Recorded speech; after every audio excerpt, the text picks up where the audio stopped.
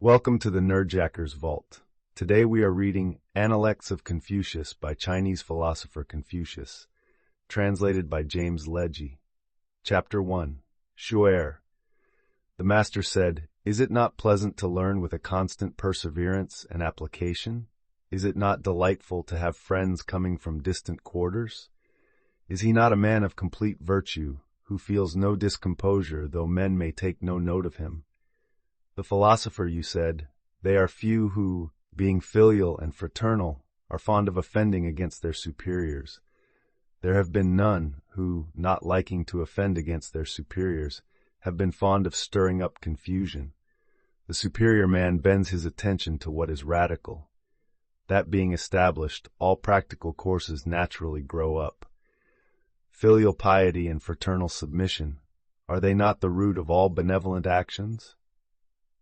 The master said, "Fine words and an insinuating appearance are seldom associated with true virtue." The philosopher Zheng said, "I daily examine myself on 3 points.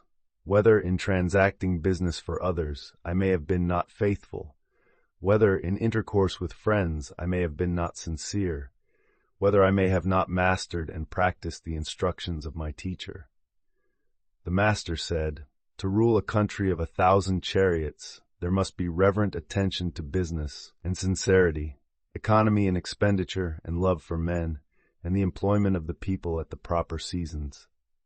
The master said, "A youth when at home should be filial, and abroad respectful to his elders. He should be earnest and truthful. He should overflow in love to all, and cultivate the friendship of the good. When he has time and opportunity, after the performance of these things, he should employ them in polite studies." Zixia said, "If a man withdraws his mind from the love of beauty, and applies it as sincerely to the love of the virtuous, if, in serving his parents, he can exert his utmost strength, if, in serving his prince, he can devote his life, if, in his intercourse with his friends, his words are sincere, although men say that he has not learned, I will certainly say that he has." The master said, "If the scholar be not grave, he will not call forth any veneration, and his learning will not be solid. Hold faithfulness and sincerity as first principles. Have no friends not equal to yourself. When you have faults, do not fear to abandon them." The philosopher Zheng said, "Let there be a careful attention to perform the funeral rites to parents, and let them be followed when long gone with the ceremonies of sacrifice. Then the virtue of the people will resume its proper excellence." Ziqin asked Zigong, saying, "When our master comes to any country, he does not fail to learn all about its government. Does he ask his information, or is it given to him?"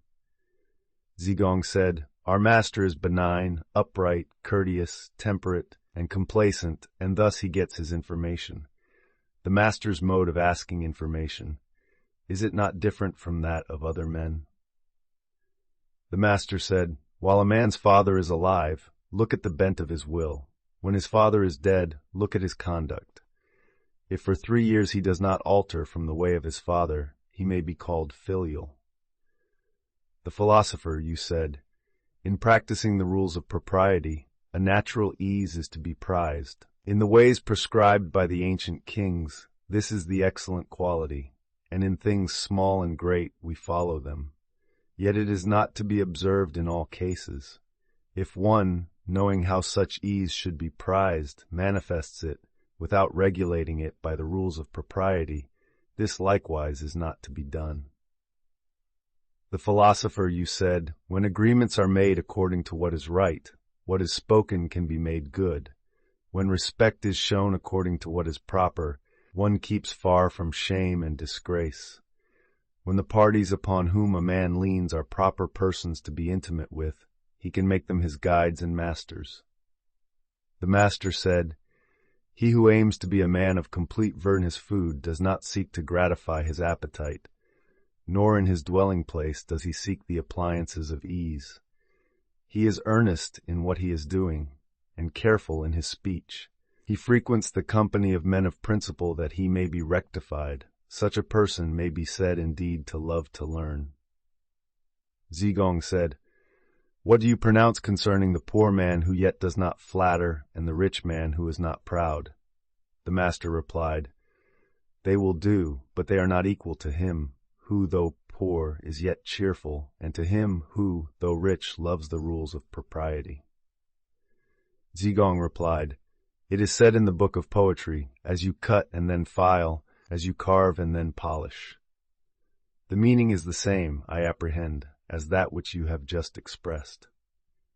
The master said, "With one like she I can begin to talk about the odes." I told him one point, and he knew its proper sequence. The master said, "I will not be afflicted at men's not knowing me. I will be afflicted that I do not know men." Chapter 2. Wei Zheng.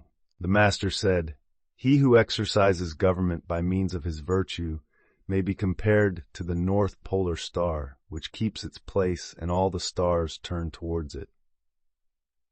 The master said, "In the book of poetry are 300 pieces, but the design of them all may be embraced in one sentence, having no depraved thoughts."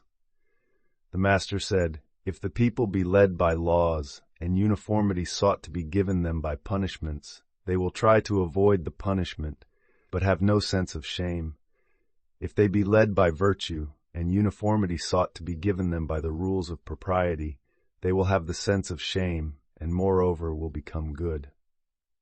The master said, "At 15 I had my mind bent on learning. At 30 I stood firm.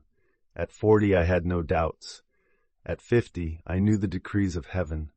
At 60 my ear was an obedient organ for the reception of truth. At 70 I could follow what my heart desired, without transgressing what was right." Meng Yi asked what filial piety was. The master said, "It is not being disobedient."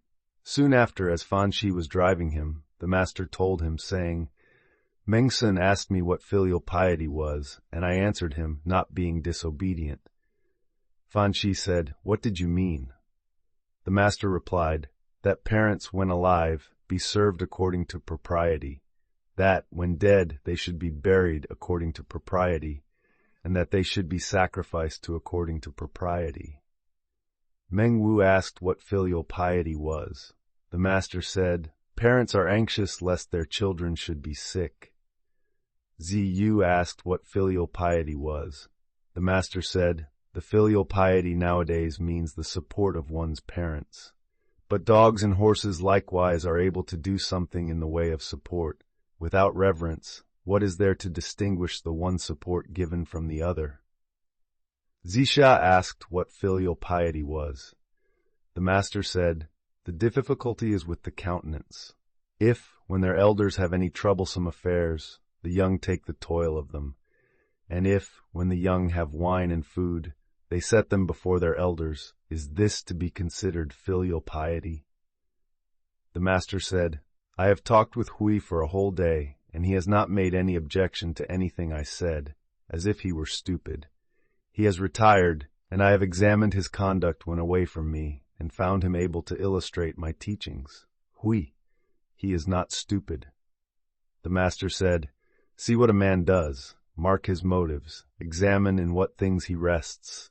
How can a man conceal his character? How can a man conceal his character?"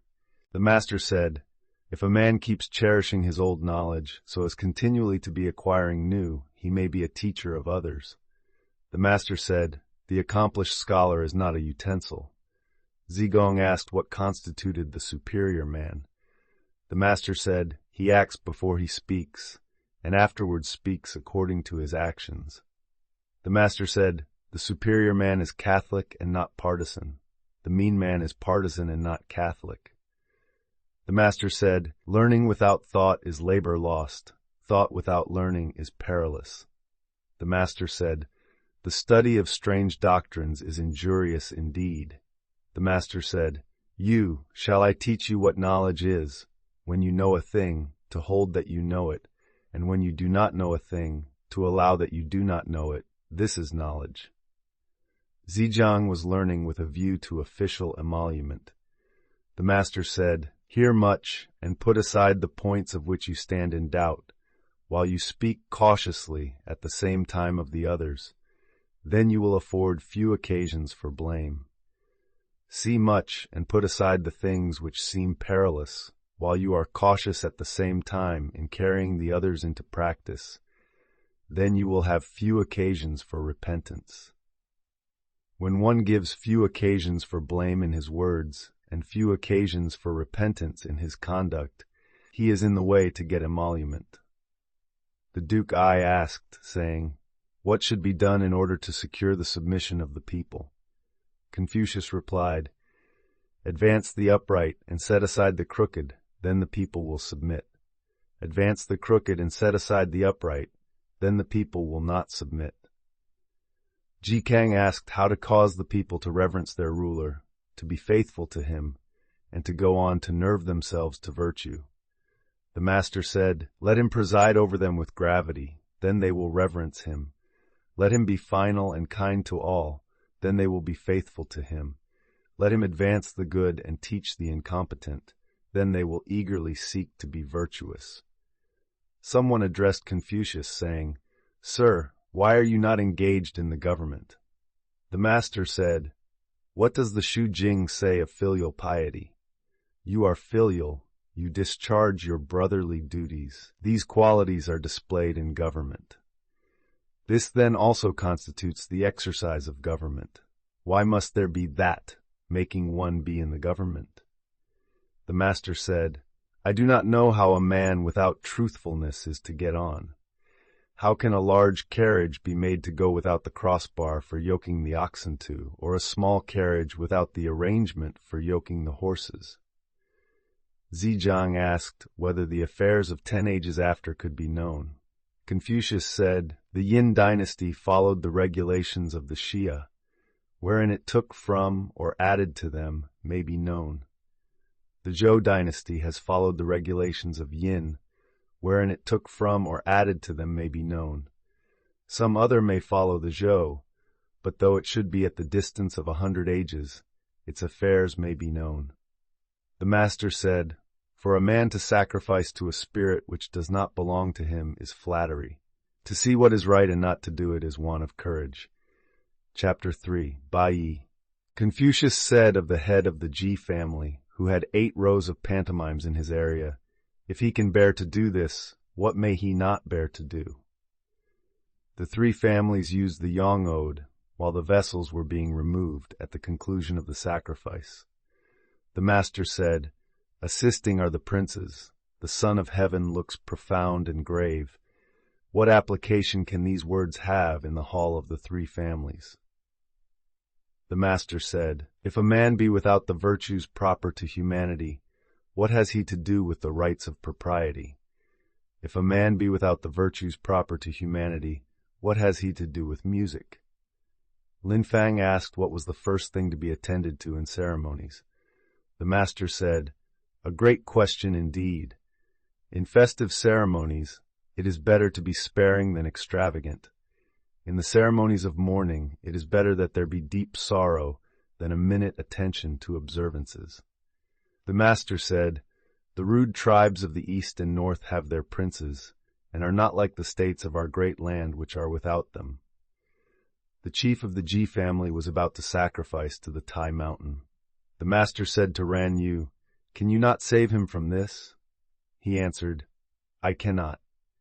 Confucius said, "Alas, will you say that the Tai mountain is not so discerning as Lin Fang?"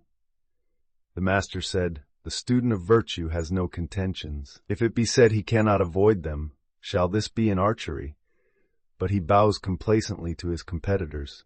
Thus he ascends the hall, descends, and exacts the forfeit of drinking. In his contention, he is still the Junzi." Zixia asked, saying, "What is the meaning of the passage?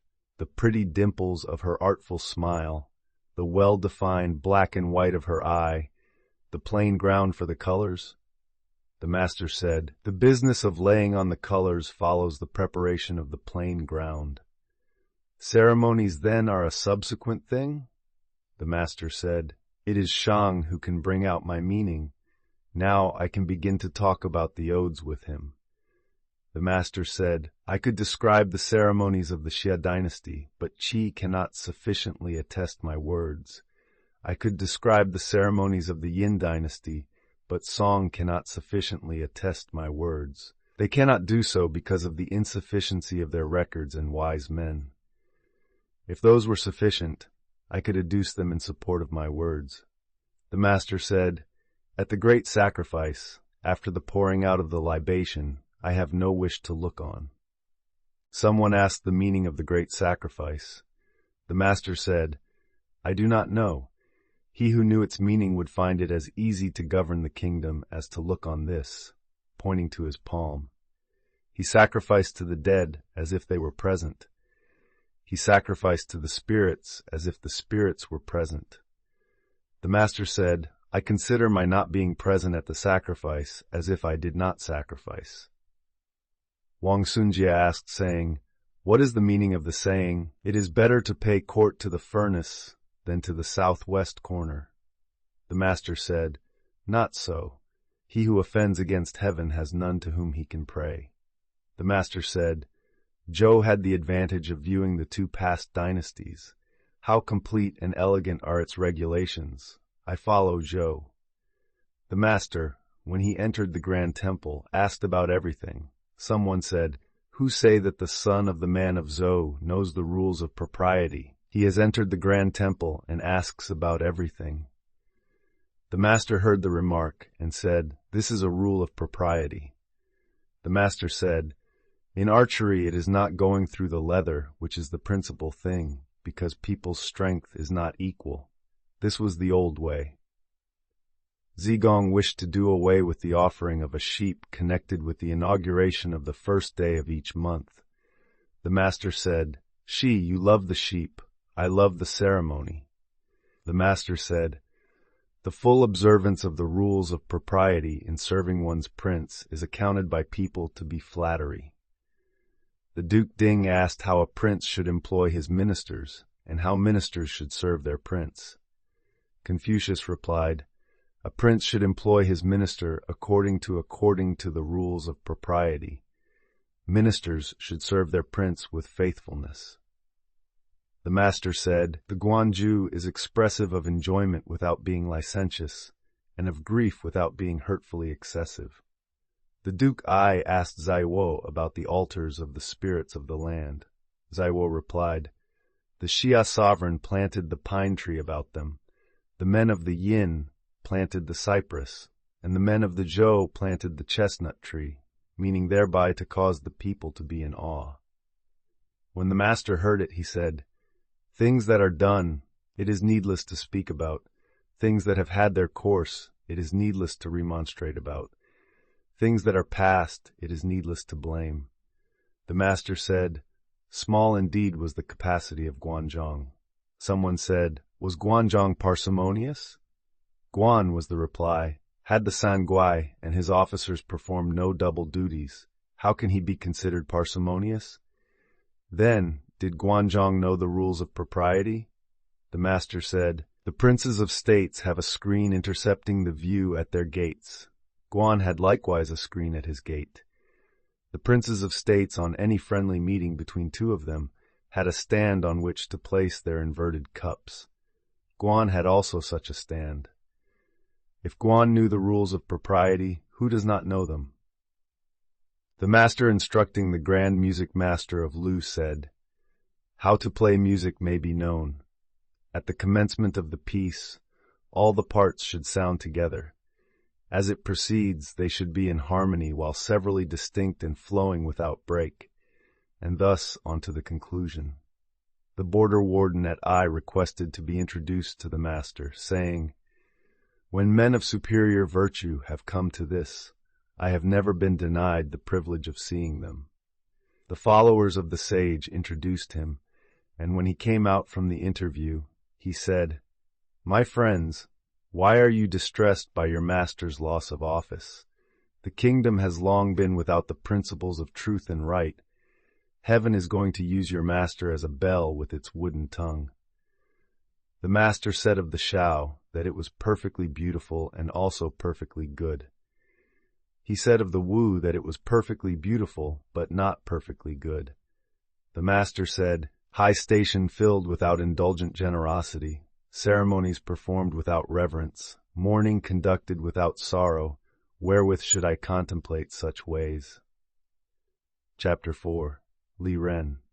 The master said, "It is virtuous manners which constitute the excellence of a neighborhood.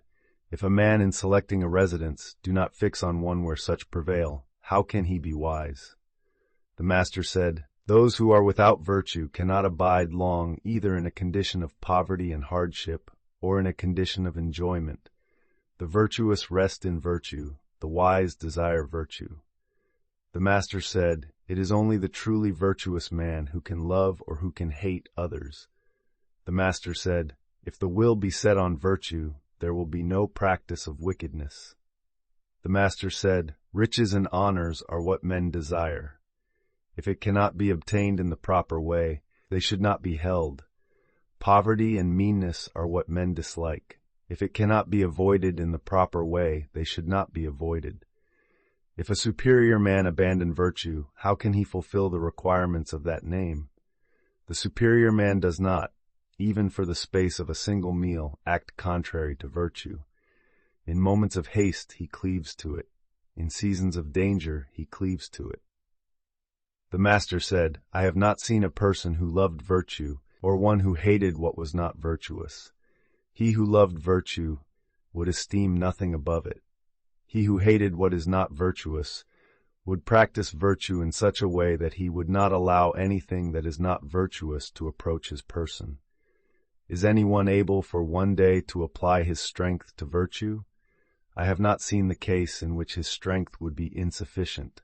Should there possibly be any such case, I have not seen it." The master said, "The faults of men are characteristic of the class to which they belong. By observing a man's faults, it may be known that he is virtuous." The master said, "If a man in the morning hear the right way, he may die in the evening without regret." The master said, "A scholar whose mind is set on truth, and who is ashamed of bad clothes and bad food, is not fit to be discoursed with."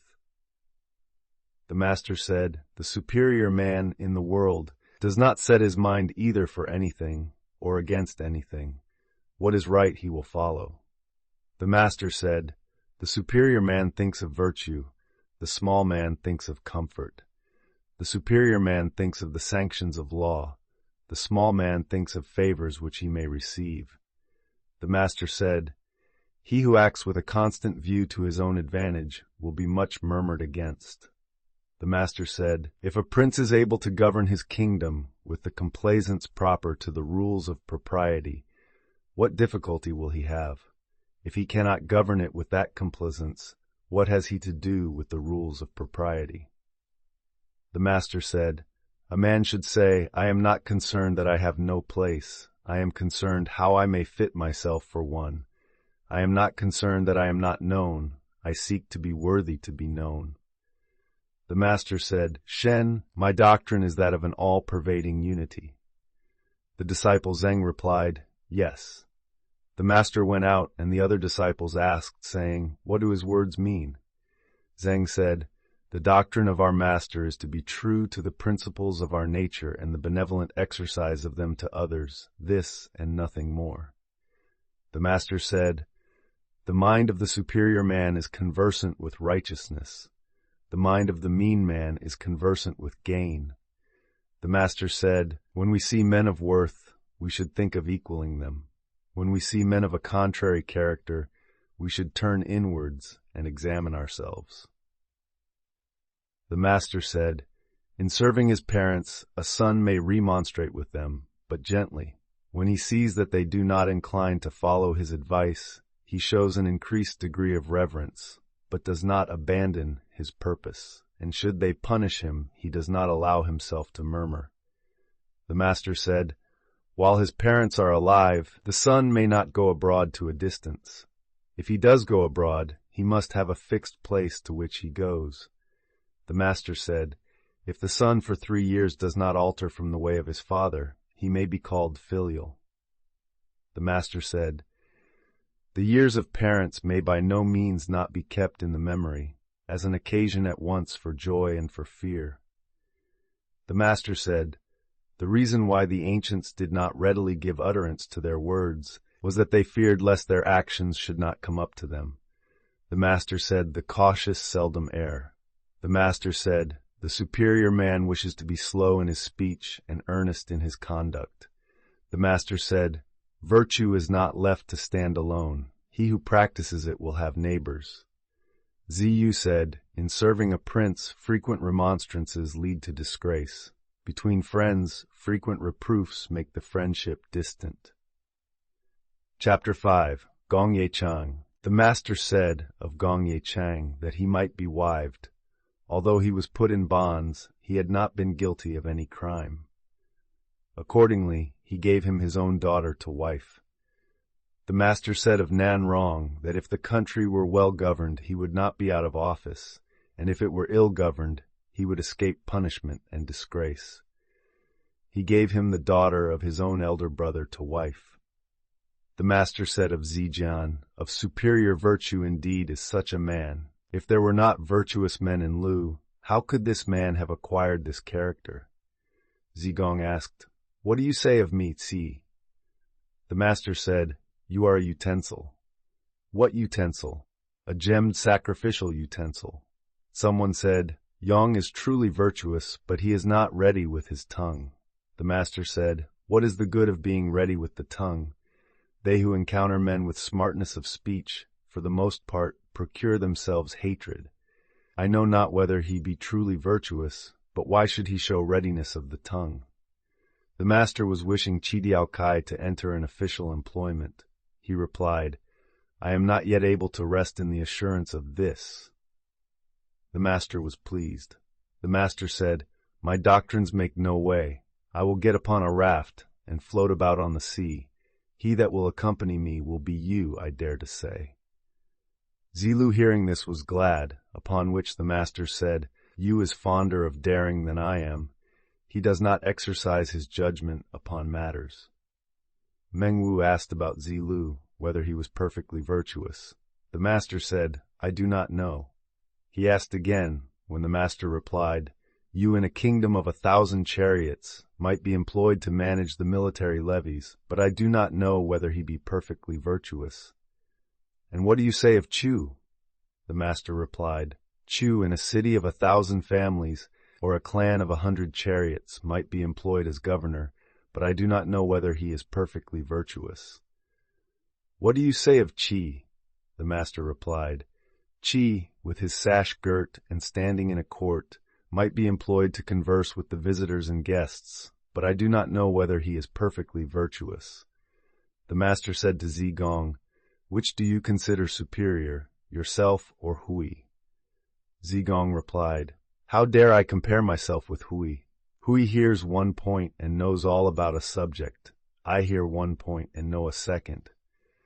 The master said, "You are not equal to him. I grant you, you are not equal to him." Ziyu being asleep during the daytime, the master said, "Rotten wood cannot be carved. A wall of dirty earth will not receive the trowel. This Yu, what is the use of my reproving him?" The master said, "At first, my way with men was to hear their words and give them credit for their conduct. Now my way is to hear their words and look at their conduct. It is from you that I have learned to make this change." The master said, "I have not seen a firm and unbending man." Someone replied, "There is Shen Cheng." "Cheng," said the master, "is under the influence of his passions. How can he be pronounced firm and unbending?" Zigong said, "What I do not wish men to do to me, I also wish not to do to men." The master said, "Chi, you have not attained to that." Zigong said, "The master's personal displays of his principles and ordinary descriptions of them may be heard. His discourses about man's nature and the way of heaven cannot be heard." When Zilu heard anything, if he had not yet succeeded in carrying it into practice, he was only afraid lest he should hear something else. Zigong asked, saying, "On what ground did Kong Wen get that title of Wen?" The master said, "He was of an active nature and yet fond of learning, and he was not ashamed to ask and learn of his inferiors. On these grounds he has been styled Wen." The master said of Zichan that he had 4 of the characteristics of a superior man. In his conduct of himself, he was humble. In serving his superior, he was respectful. In nourishing the people, he was kind.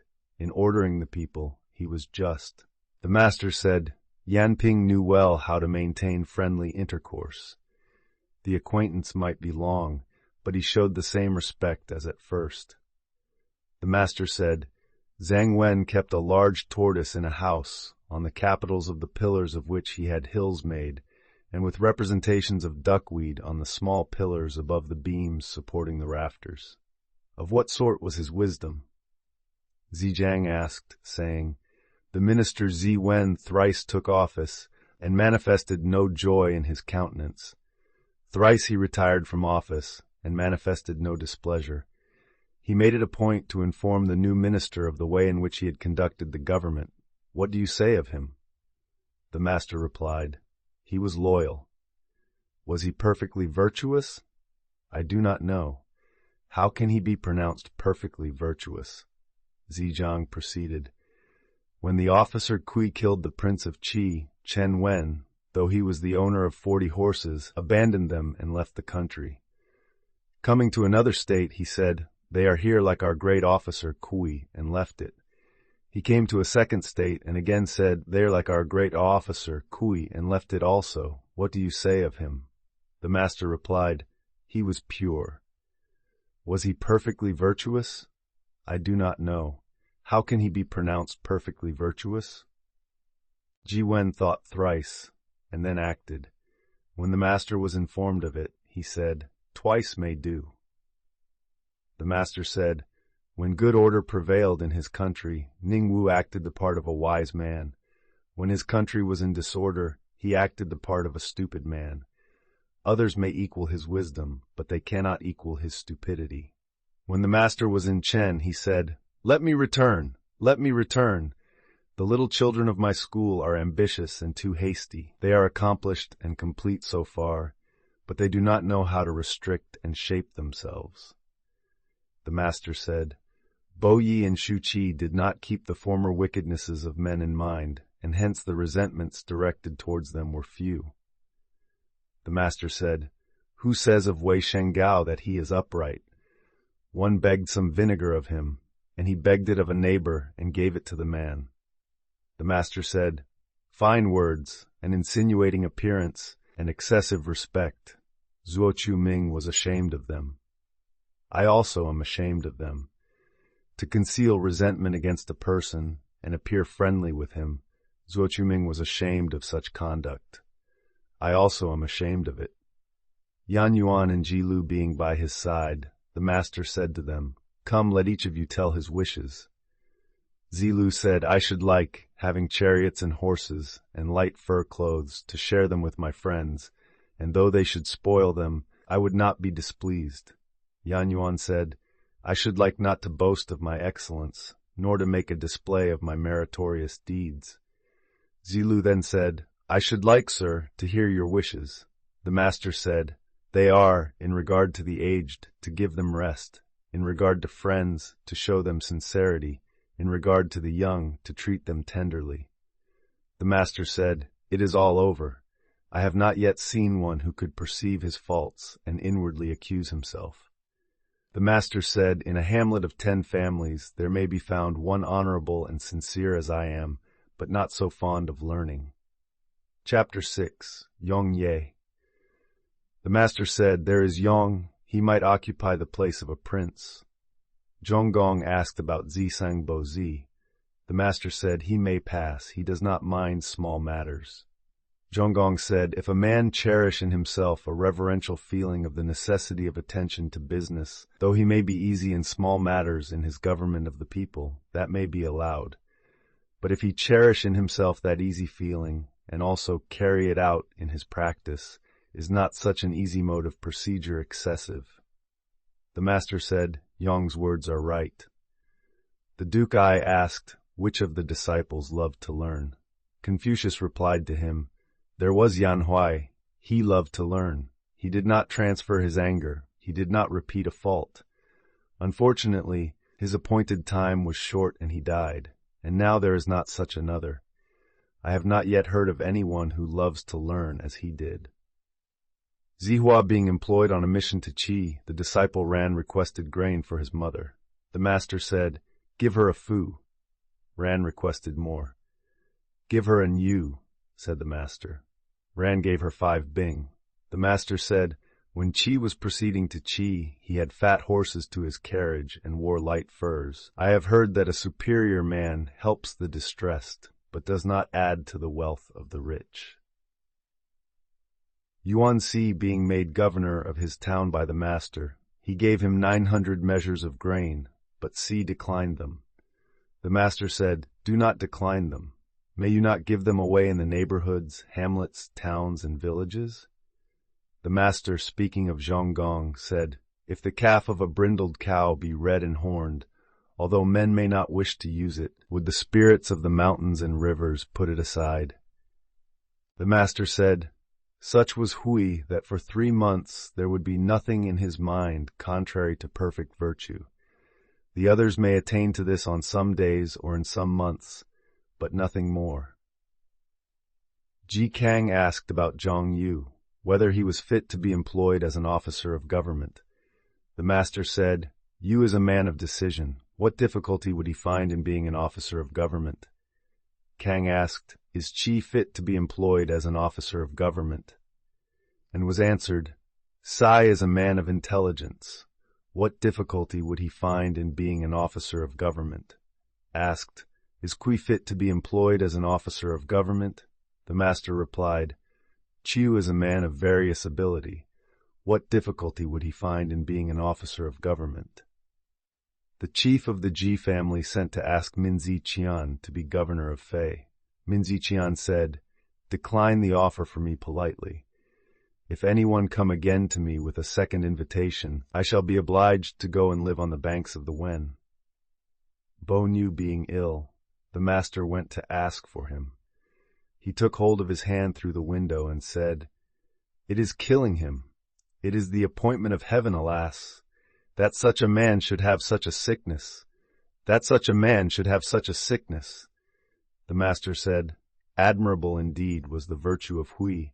With a single bamboo dish of rice, a single gourd dish of drink, and living in his mean, narrow lane, while others could not have endured the distress, he did not allow his joy to be affected by it. Admirable indeed was the virtue of Hui." Ran Chiu said, "It is not that I do not delight in your doctrines, but my strength is insufficient." The master said, "Those whose strength is insufficient give over in the middle of the way, but now you limit yourself." The master said to Zi Xia, "Do you be a scholar after the style of the superior man, and not after that of the mean man." Ziyu being governor of Wucheng, the master said to him, "Have you got good men there?" He answered, "There is Dan Tai Mi Ming, who never in walking takes a short cut, and excepting on public business never comes to my office." The master said, "Meng Jifan does not boast of his merit. Being in the rear on an occasion of flight, when they were about to enter the gate, he whipped up his horse, saying, 'It is not that I dare to be last. My horse would not advance.'" The master said, "Without the specious speech of the litanist Tuo and the beauty of the Prince Zhao of Song, it is difficult to escape in the present age." The master said, "Who can go out but by the door? How is it that men will not walk according to these ways?" The master said, "Where the solid qualities are in excess of accomplishments, we have rusticity. Where the accomplishments are in excess of the solid qualities, we have the manners of a clerk. When the accomplishments and solid qualities are equally blended, we then have the man of virtue." The master said, "Man is born for uprightness. If a man lose his uprightness and yet live, his escape from death is the effect of mere good fortune." The master said, "They who know the truth are not equal to those who love it, and they who love it are not equal to those who delight in it." The master said, "To those whose talents are above mediocrity, the highest subjects may be announced. To those who are below mediocrity, the highest subjects may not be announced." Fan Chi asked what constituted wisdom. The master said, "To give oneself earnestly to the duties due to men, and while respecting spiritual beings, to keep aloof from them may be called wisdom. He asked about perfect virtue. The master said, "The man of virtue makes the difficulty to be overcome his first business, and success only a subsequent consideration. This may be called perfect virtue." The master said, "The wise find pleasure in water, the virtuous find pleasure in hills. The wise are active, the virtuous are tranquil. The wise are joyful, the virtuous are long-lived." The master said, "Qi, by one change, would come to the state of Lu. Lu, by one change, would come to a state where true principles predominated." The master said, "A cornered vessel without corners, a strange cornered vessel, a strange cornered vessel." Zaiwo asked, saying, "A benevolent man, though it be told him, 'There is a man in the well,' will go in after him, I suppose." Confucius said, "Why should he do so? A superior man may be made to go to the well, but he cannot be made to go down into it. He may be imposed upon, but he cannot be fooled." The master said, "The superior man, extensively studying all learning and keeping himself under the restraint of the rules of propriety, may thus likewise not overstep what is right." The master having visited Nanzi, Zilu was displeased, on which the master swore, saying, "Wherein I have done improperly, may heaven reject me, may heaven reject me." The master said, "Perfect is the virtue which is according to the constant mean. Rare for a long time has been its practice among the people." Zigong said, "Suppose the case of a man extensively conferring benefits on the people and able to assist all. What would you say of him?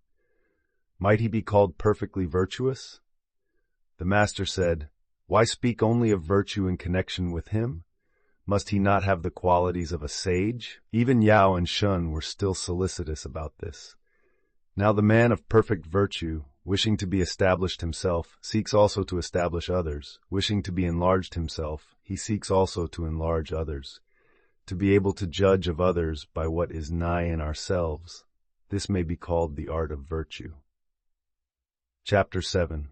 Shu'er. The master said, "A transmitter and not a maker, believing in and loving the ancients, I venture to compare myself with our old Peng."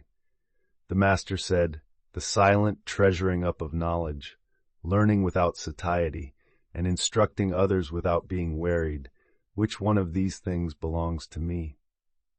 The master said, "The learning virtue without proper cultivation, the not thoroughly discussing what is learned, not being able to move towards righteousness of which a knowledge is gained, and not being able to change what is not good, these are the things which occasion me solicitude."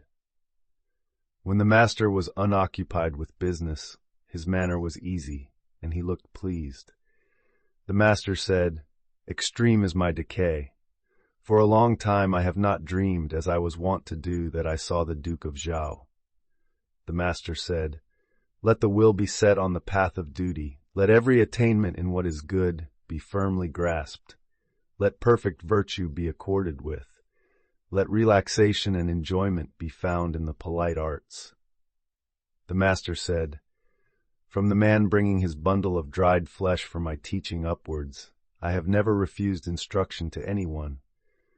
The master said, "I do not open up the truth to one who is not eager to get knowledge, nor help out anyone who is not anxious to explain himself. When I have presented one corner of a subject to anyone, and he cannot from it learn the other three, I do not repeat my lesson."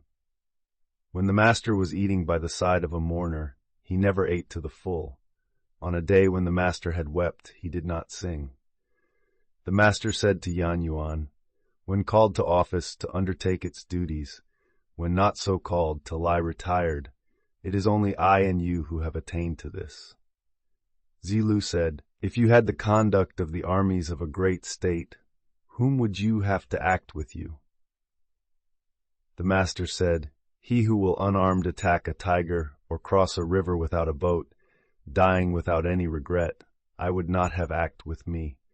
My associate must be the man who proceeds to action full of solicitude, who is fond of adjusting his plans and then carries them into execution."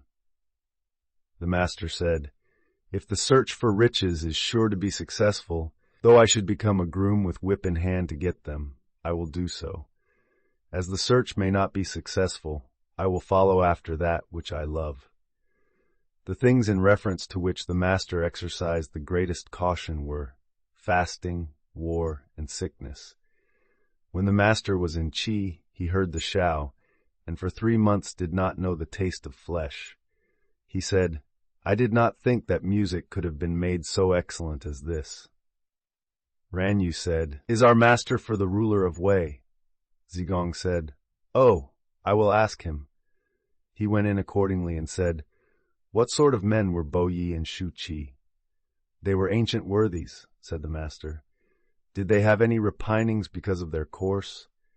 The master again replied, They sought to act virtuously, and they did so. What was there for them to repine about? On this, Zigong went out and said, Our master is not for him. The master said, With coarse rice to eat, with water to drink, and my bended arm for a pillow. I have still joy in the midst of these things. Riches and honors acquired by unrighteousness are to me as a floating cloud. The master said, If some years were added to my life, I would give 50 to the study of the Yi, and then I might come to be without great faults. The master's frequent themes of discourse were the odes, the history, and the maintenance of the rules of propriety. On all these he frequently discoursed. The Duke of Shi asked Zilu about Confucius, and Zilu did not answer him. The master said, Why did you not say to him, He is simply a man who in his eager pursuit of knowledge forgets his food, who in the joy of its attainment forgets his sorrows, and who does not perceive that old age is coming on? The master said, I am not one who was born in the possession of knowledge. I am one who is fond of antiquity and earnest in seeking it there. The subjects on which the master did not talk were extraordinary things, feats of strength, disorder, and spiritual beings. The master said, When I walk along with 2 others, they may serve me as my teachers. I will select their good qualities and follow them, their bad qualities and avoid them. The master said, Heaven produced the virtue that is in me. Huan Tui, what can he do to me? The master said, Do you think, my disciples, that I have any concealments? I conceal nothing from you. There is nothing which I do that is not shown to you, my disciples. That is my way. There were 4 things which the master taught: letters, ethics, devotion of soul, and truthfulness. The master said, A sage it is not mine to see. Could I see a man of real talent and virtue that would satisfy me? The master said, A good man it is not mine to see. Could I see a man possessed of constancy that would satisfy me? Having not and yet affecting to have, empty and yet affecting to be full, straitened and yet affecting to be at ease, it is difficult with such characteristics to have constancy. The master angled, but did not use a net. He shot, but not at birds perching. The master said, There may be those who act without knowing why. I do not do so. Hearing much and selecting what is good and following it, seeing much and keeping it in memory, this is the second style of knowledge. It was difficult to talk profitably and reputably with the people of Hushang, and a lad of that place, having had an interview with the master, the disciples doubted. The master said, I admit people's approach to me without committing myself as to what they may do when they have retired. Why must one be so severe? If a man purify himself to wait upon me, I receive him so purified without guaranteeing his past conduct. The master said, Is virtue a thing remote? I wish to be virtuous, and lo, virtue is at hand. The minister of crime of Chen asked whether the Duke Zhao knew propriety, and Confucius said, He knew propriety. Confucius having retired, the minister bowed to Wu Ma Chi to come forward, and said, I have heard that the superior man is not a partisan. May the superior man be a partisan also? The prince married a daughter of the house of Wu, of the same surname with himself, and called her the elder Zi of Wu. If the prince knew propriety, who does not know it? Wu Ma Chi reported these remarks, and the master said, I am fortunate. If I have any errors, people are sure to know them. When the master was in company with a person who was singing, if he sang well, he would make him repeat the song, while he accompanied it with his own voice. The master said, "In letters I am perhaps equal to other men, but the character of the superior man carrying out in his conduct what he professes is what I have not yet attained to." The master said, "The sage and the man of perfect virtue, how dare I rank myself with them, that I strive to become such without satiety and teach others without weariness, this much can be said of me." Gong Shihua said, "This is just what we, the disciples, cannot imitate you in." The master being very sick, Zilu asked leave to pray for him. He said, "May such a thing be done?" Zilu replied, "It may. In the eulogies it is said, prayer has been made for thee to the spirits of the upper and lower worlds." The master said, "My praying has been for a long time." The master said, "Extravagance leads to insubordination, and parsimony to meanness. It is better to be mean than to be insubordinate." The master said, "The superior man is satisfied and composed. The mean man is always full of distress." The master was mild, and yet dignified, majestic, and yet not fierce, respectful, and yet easy. Chapter 8. Tai Bo. The master said, Tai Bo may be said to have reached the highest point of virtuous action. Thrice he declined the kingdom, and the people in ignorance of his motives could not express their approbation of his conduct. The master said, "Respectfulness, without the rules of propriety, becomes laborious bustle. Carefulness, without the rules of propriety, becomes timidity. Boldness, without the rules of propriety, becomes insubordination. Straightforwardness, without the rules of propriety, becomes rudeness. When those who are in high stations perform well all their duties to their relations, the people are aroused to virtue. When old friends are not neglected by them, the people are preserved from meanness." The philosopher Zeng being ill, he carried to him the disciples of his school, and said, "Uncover my feet, uncover my hands." It is said in the book of poetry, "We should be apprehensive and cautious, as if on the brink of a deep gulf, as if treading on thin ice, aye, and so have I been. Now and hereafter I know my escape from all injury to my person. O ye my little children." The philosopher Zeng being ill, Meng Jing went to ask how he was. Zeng said to him, "When a bird is about to die, its notes are mournful. When a man is about to die, his words are good. There are 3 principles of conduct which the man of high rank should consider specially important: that in his deportment and manner he keep from violence and heedlessness, that in regulating his countenance he keep near to sincerity, and that in his words and tones he keep far from lowness and impropriety. As to such matters as attending to the sacrificial vessels, there are the proper officers for them." The philosopher Zeng said, "Gifted with ability, and yet putting questions to those who were not so, possessed of much, and yet putting questions to those possessed of little, having, as though he had not, full, and yet counting himself as empty, offended against, and yet entering into no altercation. Formerly I had a friend who pursued this style of conduct."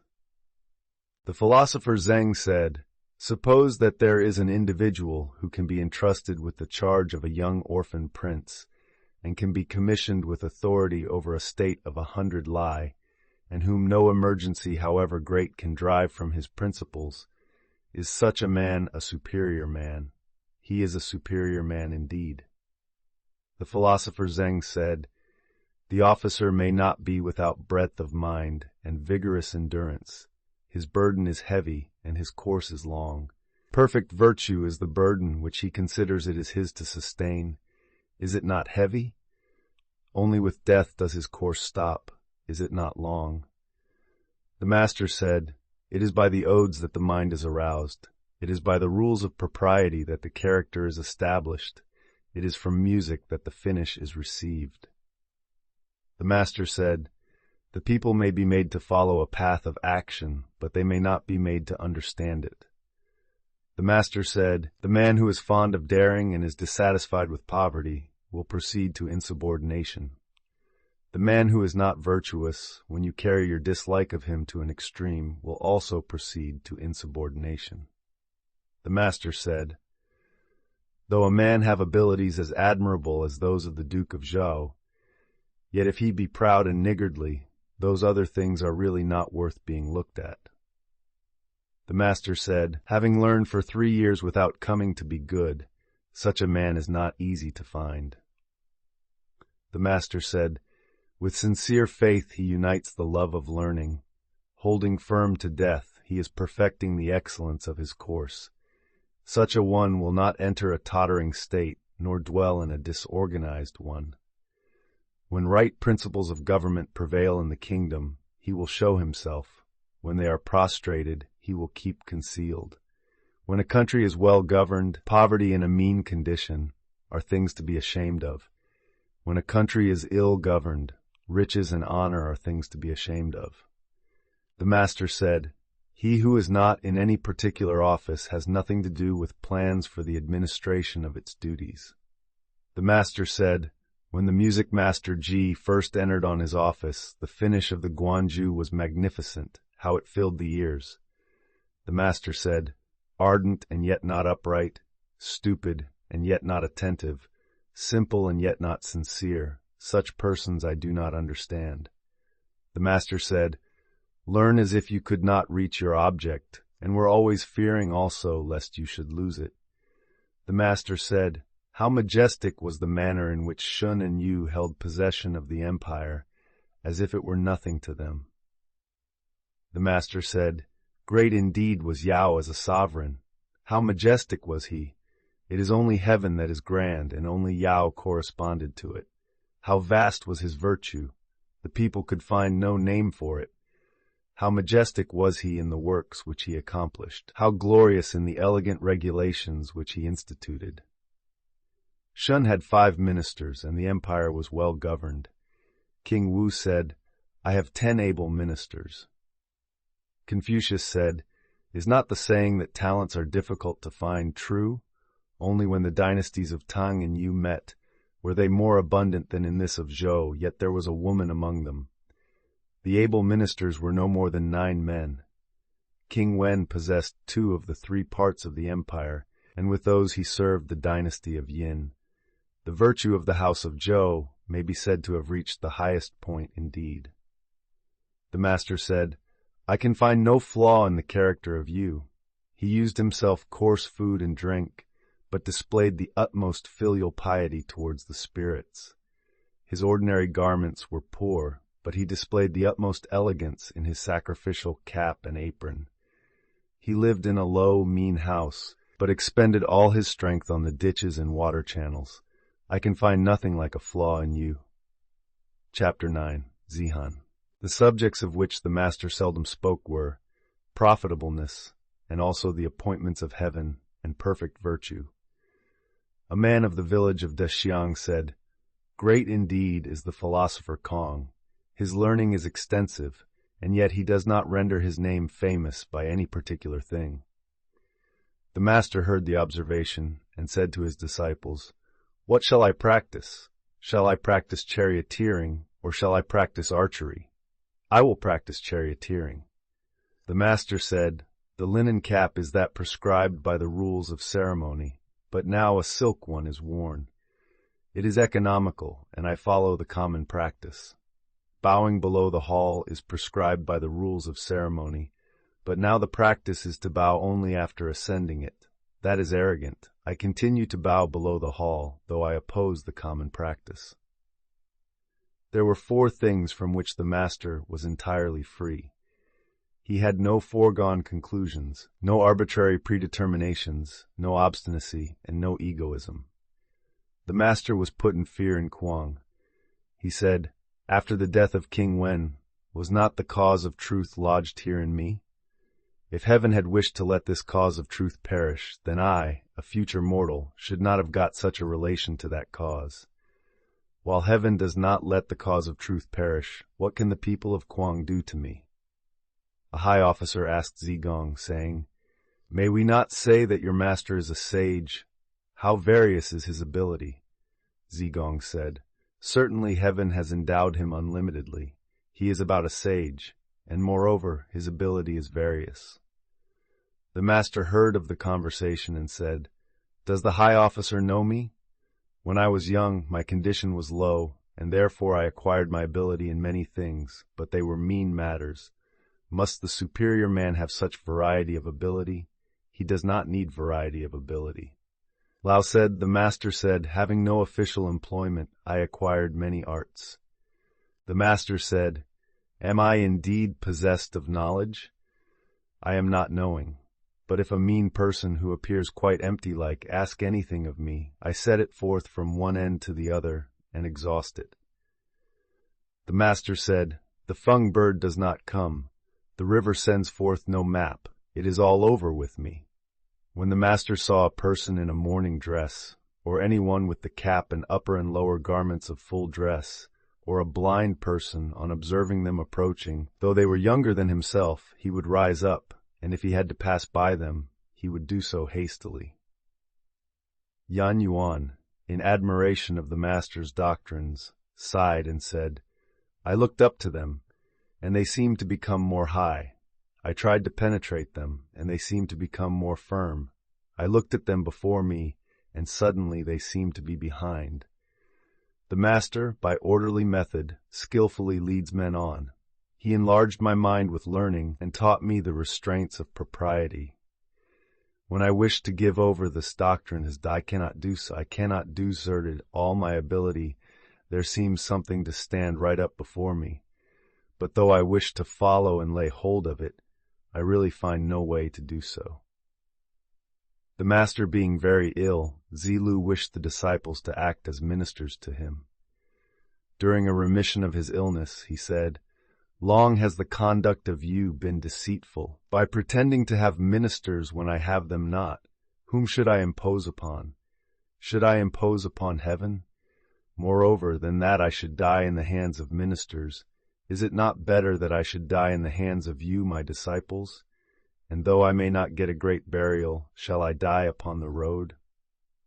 Zigong said, "There is a beautiful gem here. Should I lay it up in a case and keep it? Or should I seek for a good price and sell it?" The master said, sell it, but I would wait for one to offer the price." The master was wishing to go and live among the 9 wild tribes of the East. Someone said, "They are rude. How can you do such a thing?"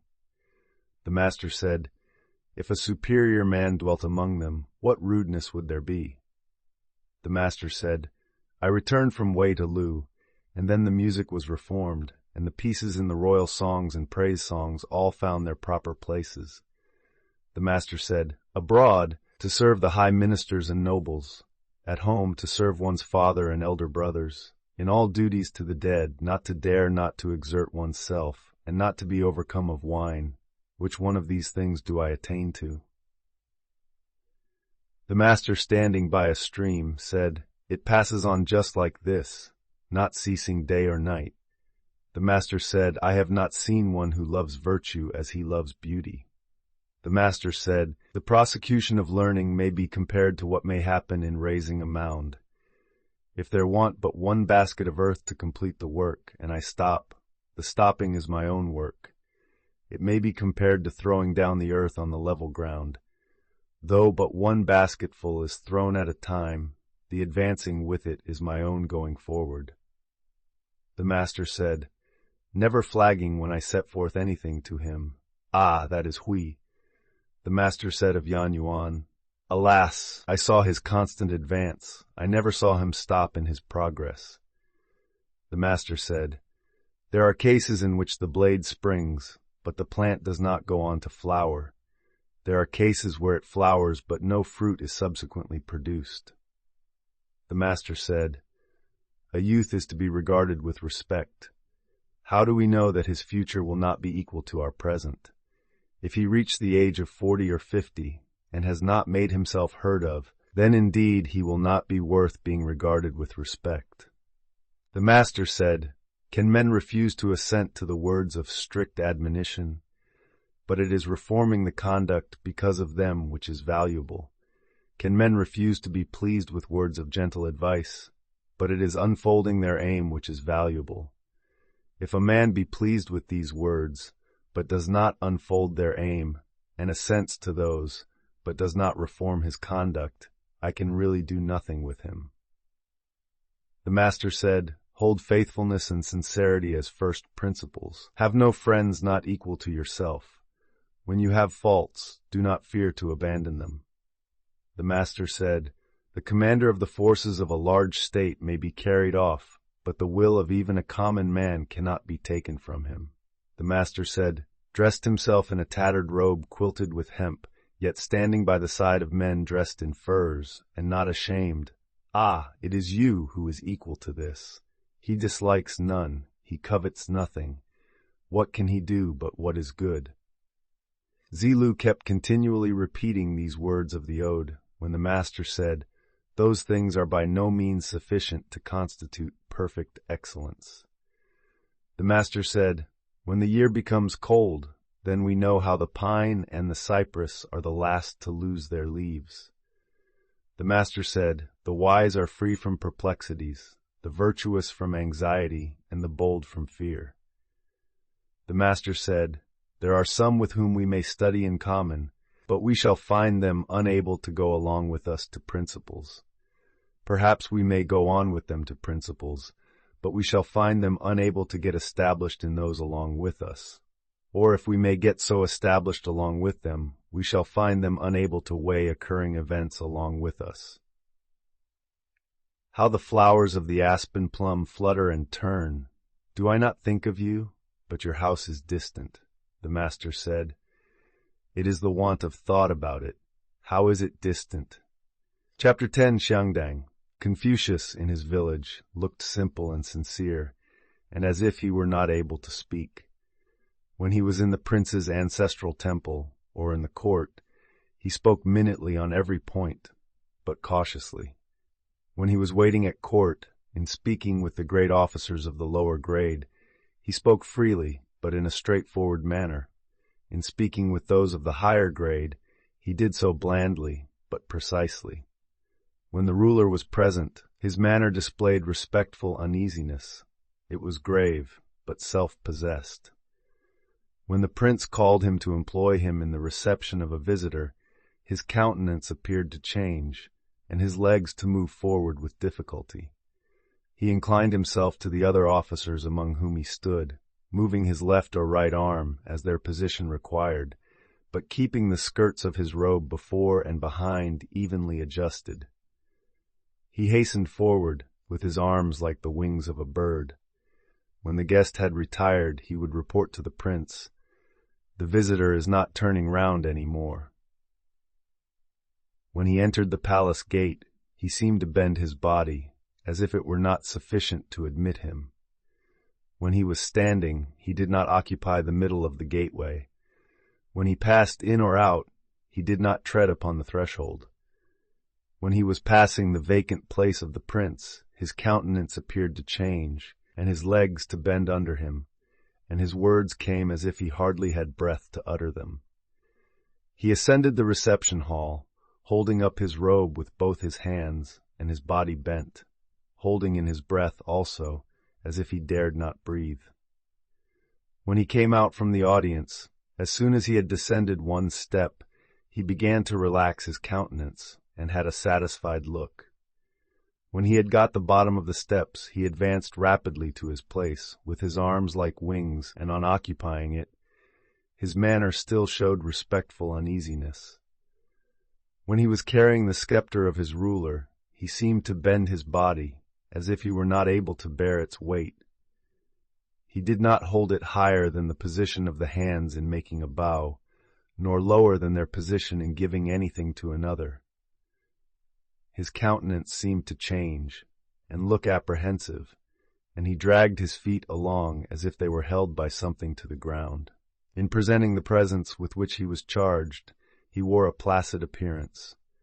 At his private audience, he looked highly pleased.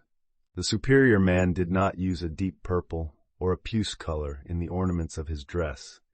Even in his undress, he did not wear anything of a red or reddish color. In warm weather, he had a single garment either of coarse or fine texture, but he wore it displayed over an inner garment. Over lamb's fur he wore a garment of black, over fawn's fur one of white, and over fox's fur one of yellow. The fur robe of his undress was long, with the right sleeve short. He required his sleeping dress to be half as long again as his body. When staying at home, he used thick furs of the fox or the badger. When he put off mourning, he wore all the appendages of the girdle. His undergarment, except when it was required to be of the curtain shape, was made of silk cut narrow above and wide below. He did not wear lamb's fur or a black cap on a visit of condolence. On the first day of the month he put on his court robes and presented himself at court. When fasting, he thought it necessary to have his clothes brightly clean and made of linen cloth. When fasting, he thought it necessary to change his food and also to change the place where he commonly sat in the apartment. He did not dislike to have his rice finely cleaned, nor to have his mincemeat cut quite small. He did not eat rice which had been injured by heat or damp and turned sour, nor fish or flesh which was gone. He did not eat what was discolored, or what was of a bad flavor, nor anything which was ill-cooked, or was not in season. He did not eat meat which was not cut properly, nor what was served without its proper sauce. Though there might be a large quantity of meat, he would not allow what he took to exceed the due proportion for the rice. It was only in wine that he laid down no limit for himself, but he did not allow himself to be confused by it. He did not partake of wine and dried meat bought in the market. He was never without ginger when he ate. He did not eat much. When he had been assisting at the prince's sacrifice, he did not keep the flesh which he received overnight. The flesh of his family sacrifice he did not keep over 3 days. If kept over 3 days, people could not eat it. When eating, he did not converse. When in bed, he did not speak. Although his food might be coarse rice and vegetable soup, he would offer a little of it in sacrifice with a grave, respectful air. If his mat was not straight, he did not sit on it. When the villagers were drinking together, upon those who carried staffs going out, he went out immediately after. When the villagers were going through their ceremonies to drive away pestilential influences, he put on his court robes and stood on the eastern steps.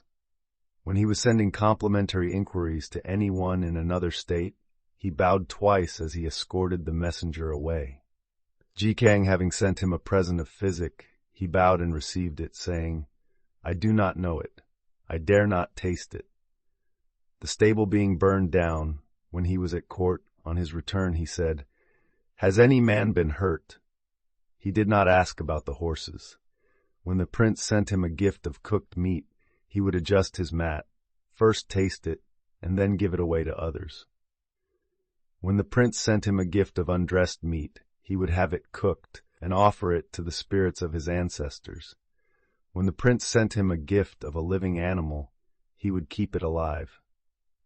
When he was in attendance on the prince and joining in the entertainment, the prince only sacrificed. He first tasted everything.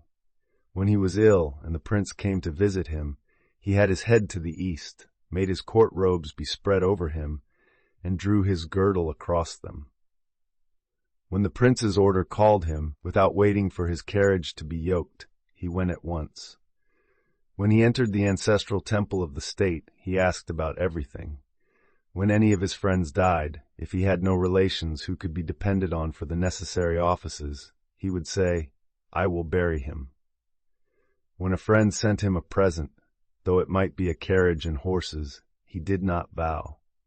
The only present for which he bowed was that of the flesh of sacrifice. In bed, he did not lie like a corpse. At home, he did not put on any formal deportment. When he saw anyone in a mourning dress, though it might be an acquaintance, he would change countenance. When he saw anyone wearing the cap of full dress or a blind person, though he might be in his undress, he would salute him in a ceremonious manner. To any person in mourning, He bowed forward to the crossbar of his carriage. He bowed in the same way to anyone bearing the tables of population. When he was at an entertainment where there was an abundance of provisions set before him, he would change countenance and rise up. On a sudden clap of thunder or a violent wind, he would change countenance. When he was about to mount his carriage, he would stand straight, holding the cord. When he was in the carriage, he did not turn his head quite round. He did not talk hastily. He did not point with his hands. Seeing the countenance, it instantly rises. It flies round, and by settles. The master said, "There is the hen pheasant on the hill bridge, at its season, at its season." Zilu made a motion to it. Thrice it smelled him, and then rose. Chapter 11. Xianjin. The master said, "The men of former times in the matters of ceremonies and music were rustics, it is said, while the men of these latter times, in ceremonies and music, are accomplished gentlemen. If I have occasion to use those things, I follow the men of former times." The master said, "Of those who were with me in Chen and Kai, there are none to be found to enter my door. Distinguished for their virtuous principles and practice, there were Yan Yuan, Min Zi Qian, Ran Bo Nu, and Zhang Gong; for their ability in speech, Zai Wo and Zi Gong; for their administrative talents, Ran Yu and Ji Lu; for their literary acquirements, Zi Yu and Zi Xia." The master said, "Hui gives me no assistance. There is nothing that I say in which he does not delight." The master said, "Filial indeed is Min Zi Qian. Other people say nothing different from the report of his parents and brothers." Nanrong was frequently repeating the lines about a white scepter stone. Confucius gave him the daughter of his elder brother to wife.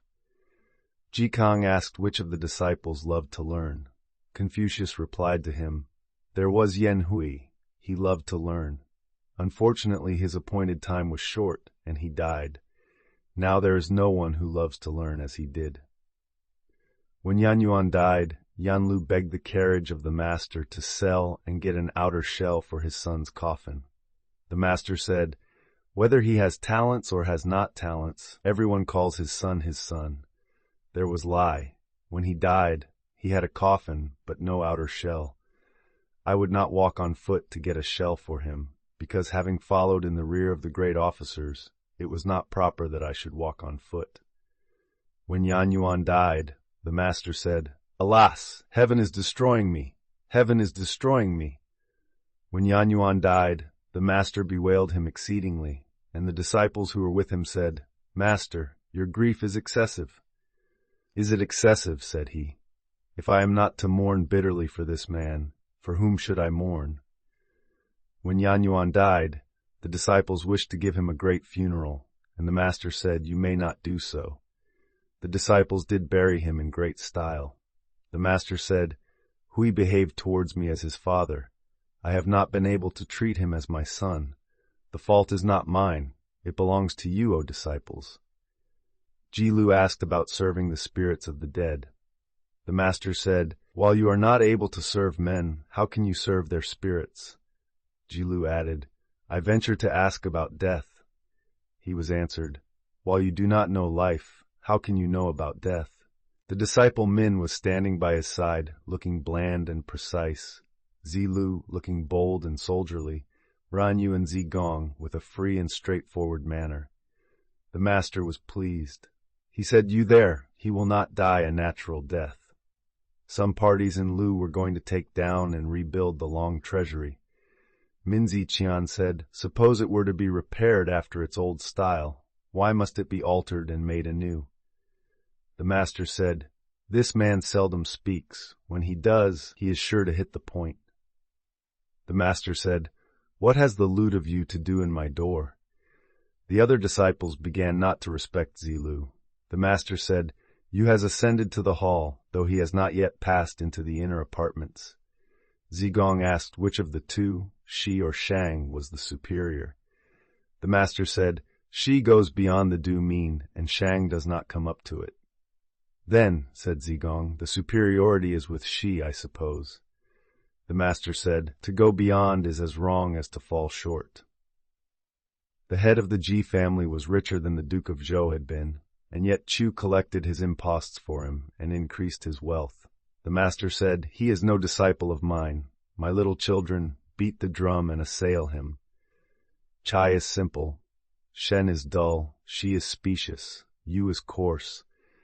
The master said, "There is Hui, he has nearly attained to perfect virtue. He is often in want. Sai does not acquiesce in the appointments of heaven, and his goods are increased by him, yet his judgments are often correct." Zhejiang asked what were the characteristics of the good man. The master said, "He does not tread in the footsteps of others, but moreover, he does not enter the chamber of the sage." The master said, "If, because a man's discourse appears solid and sincere, we allow him to be a good man, is he really a superior man, or is his gravity only an appearance?" Zilu asked whether he should immediately carry into practice what he heard. The master said, "There are your father and elder brothers to be consulted. Why should you act on that principle of immediately carrying into practice what you hear?" Ran Yu asked the same, whether he should immediately carry into practice what he heard, and the master answered, "Immediately carry into practice what you hear." Gong Shihua said, "You asked whether he should carry immediately into practice what he heard, and you said, 'There are your father and elder brothers to be consulted.' Chu asked whether he should immediately carry into practice what he heard, and you said, 'Carry it immediately into practice.' I, Chi, am perplexed and venture to ask you for an explanation." The master said, "Chu is retiring and slow, therefore I urged him forward. Yu has more than his own share of energy, therefore I kept him back." The master was put in fear in Kuang, and Yanyu and fell behind. The master, on his rejoining him, said, "I thought you had died." Hui replied, "While you were alive, how should I presume to die?" Jizi Ran asked whether Zhong Yu and Ron Chu could be called great ministers. The master said, "I thought you would ask about some extraordinary individuals, and you only ask about Yu and Chu. What is called a great minister is one who serves his prince according to what is right, and when he finds he cannot do so, retires. Now, as to Yu and Chu, they may be called ordinary ministers." Ziran said, "Then they will always follow their chief, will they?" The master said, "In an act of parricide or regicide, they would not follow him." Zilu got Zigao appointed governor of Fei. The master said, "You are injuring a man's son." Zilu said, "There are their common people and officers. There are the altars of the spirits of the land and grain.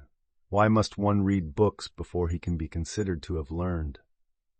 The master said, "It is on this account that I hate your glib-tongued people." Zilu, Zhengxi, Ran Yu, and Gong Shihua were sitting by the master. He said to them, "Though I am a day or so older than you, do not think of that. From day to day you are saying, 'We are not known.'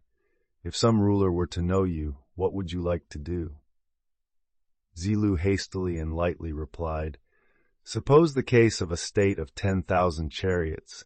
Let it be straitened between other large states. Let it be suffering from invading armies. And to this let there be added a famine in corn and in all vegetables. If I were entrusted with the government of it, in 3 years' time I could make the people to be bold and to recognize the rules of righteous conduct."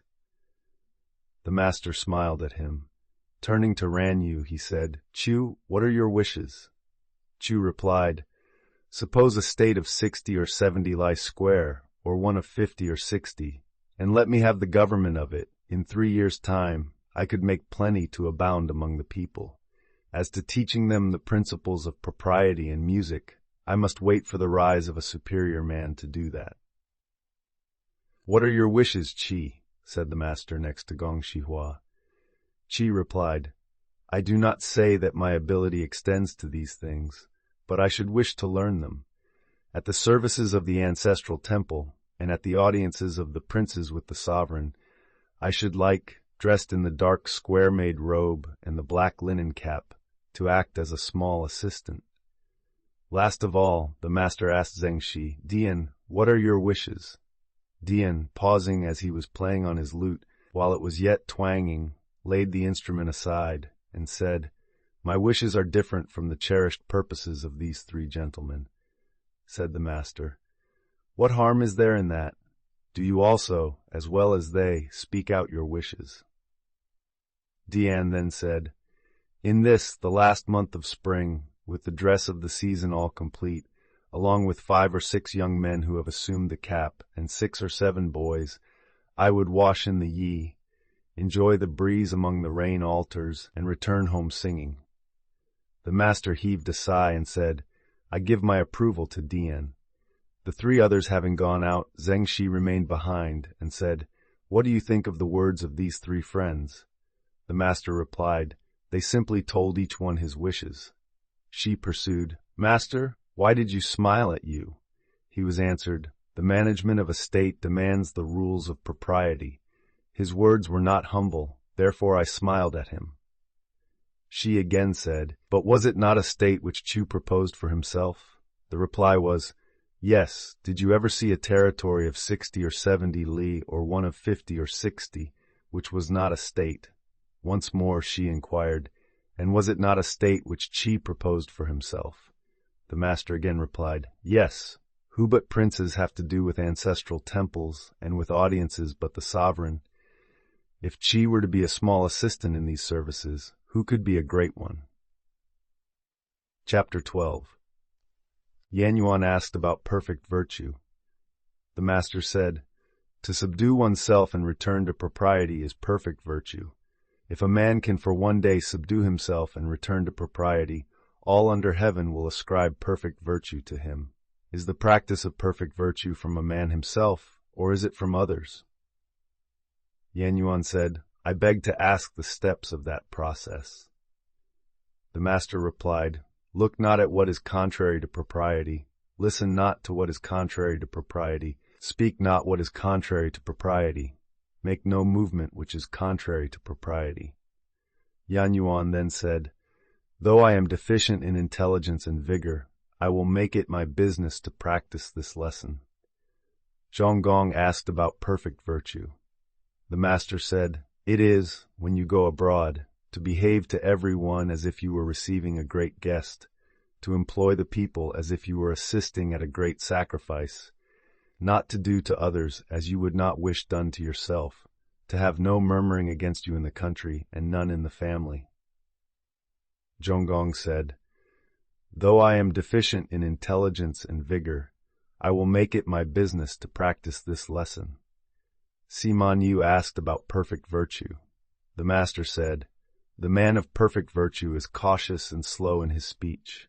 Yu replied, "Cautious and slow in his speech? Is this what is meant by perfect virtue?" The master said, "When a man feels the difficulty of doing, can he be other than cautious and slow in speaking?" Sima Yu asked about the superior man. The master said, "The superior man has neither anxiety nor fear." Yu said, "Being without anxiety or fear, does this constitute what we call the superior man?" The master said, "When internal examination discovers nothing wrong, what is there to be anxious about? What is there to fear?" Sima Yu, full of anxiety, said, "Other men all have their brothers. I only have not." Zixia said to him, "There is the following saying which I have heard: Death and life have their determined appointment. Riches and honors depend upon heaven. Let the superior man never fail reverentially to order his own conduct, and let him be respectful to others and observant of propriety. Then all within the 4 seas will be his brothers. What has the superior man to do with being distressed because he has no brothers?" Zhejiang asked what constituted intelligence.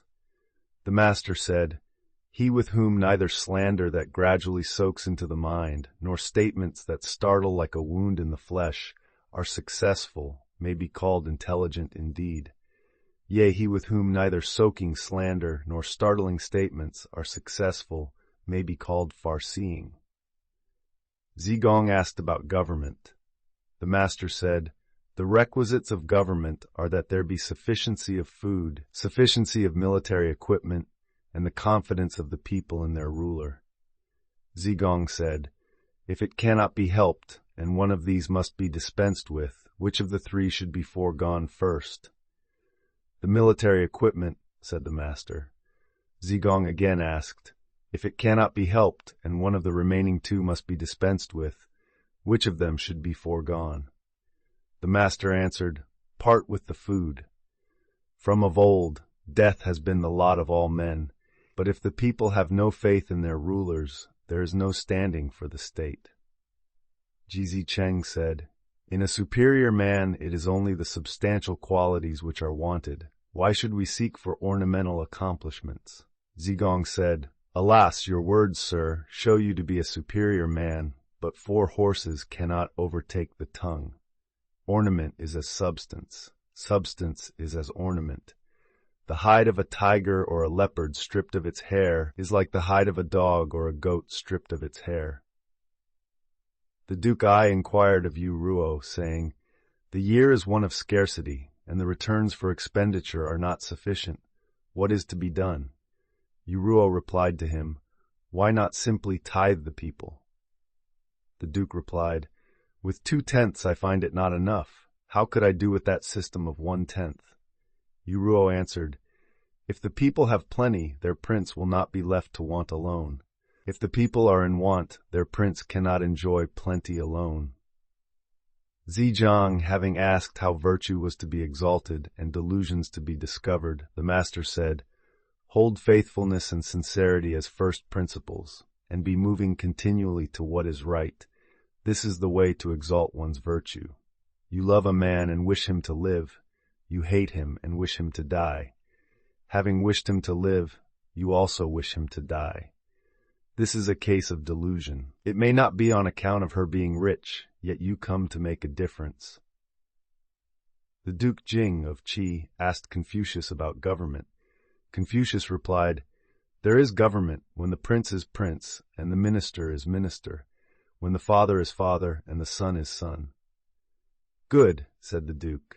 If indeed the prince be not prince, the minister not minister, the father not father, and the son not son, although I have my revenue, can I enjoy it?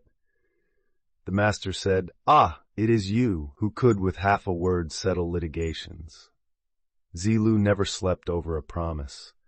The master said, in hearing litigations, I am like any other body. What is necessary, however, is to cause the people to have no litigations.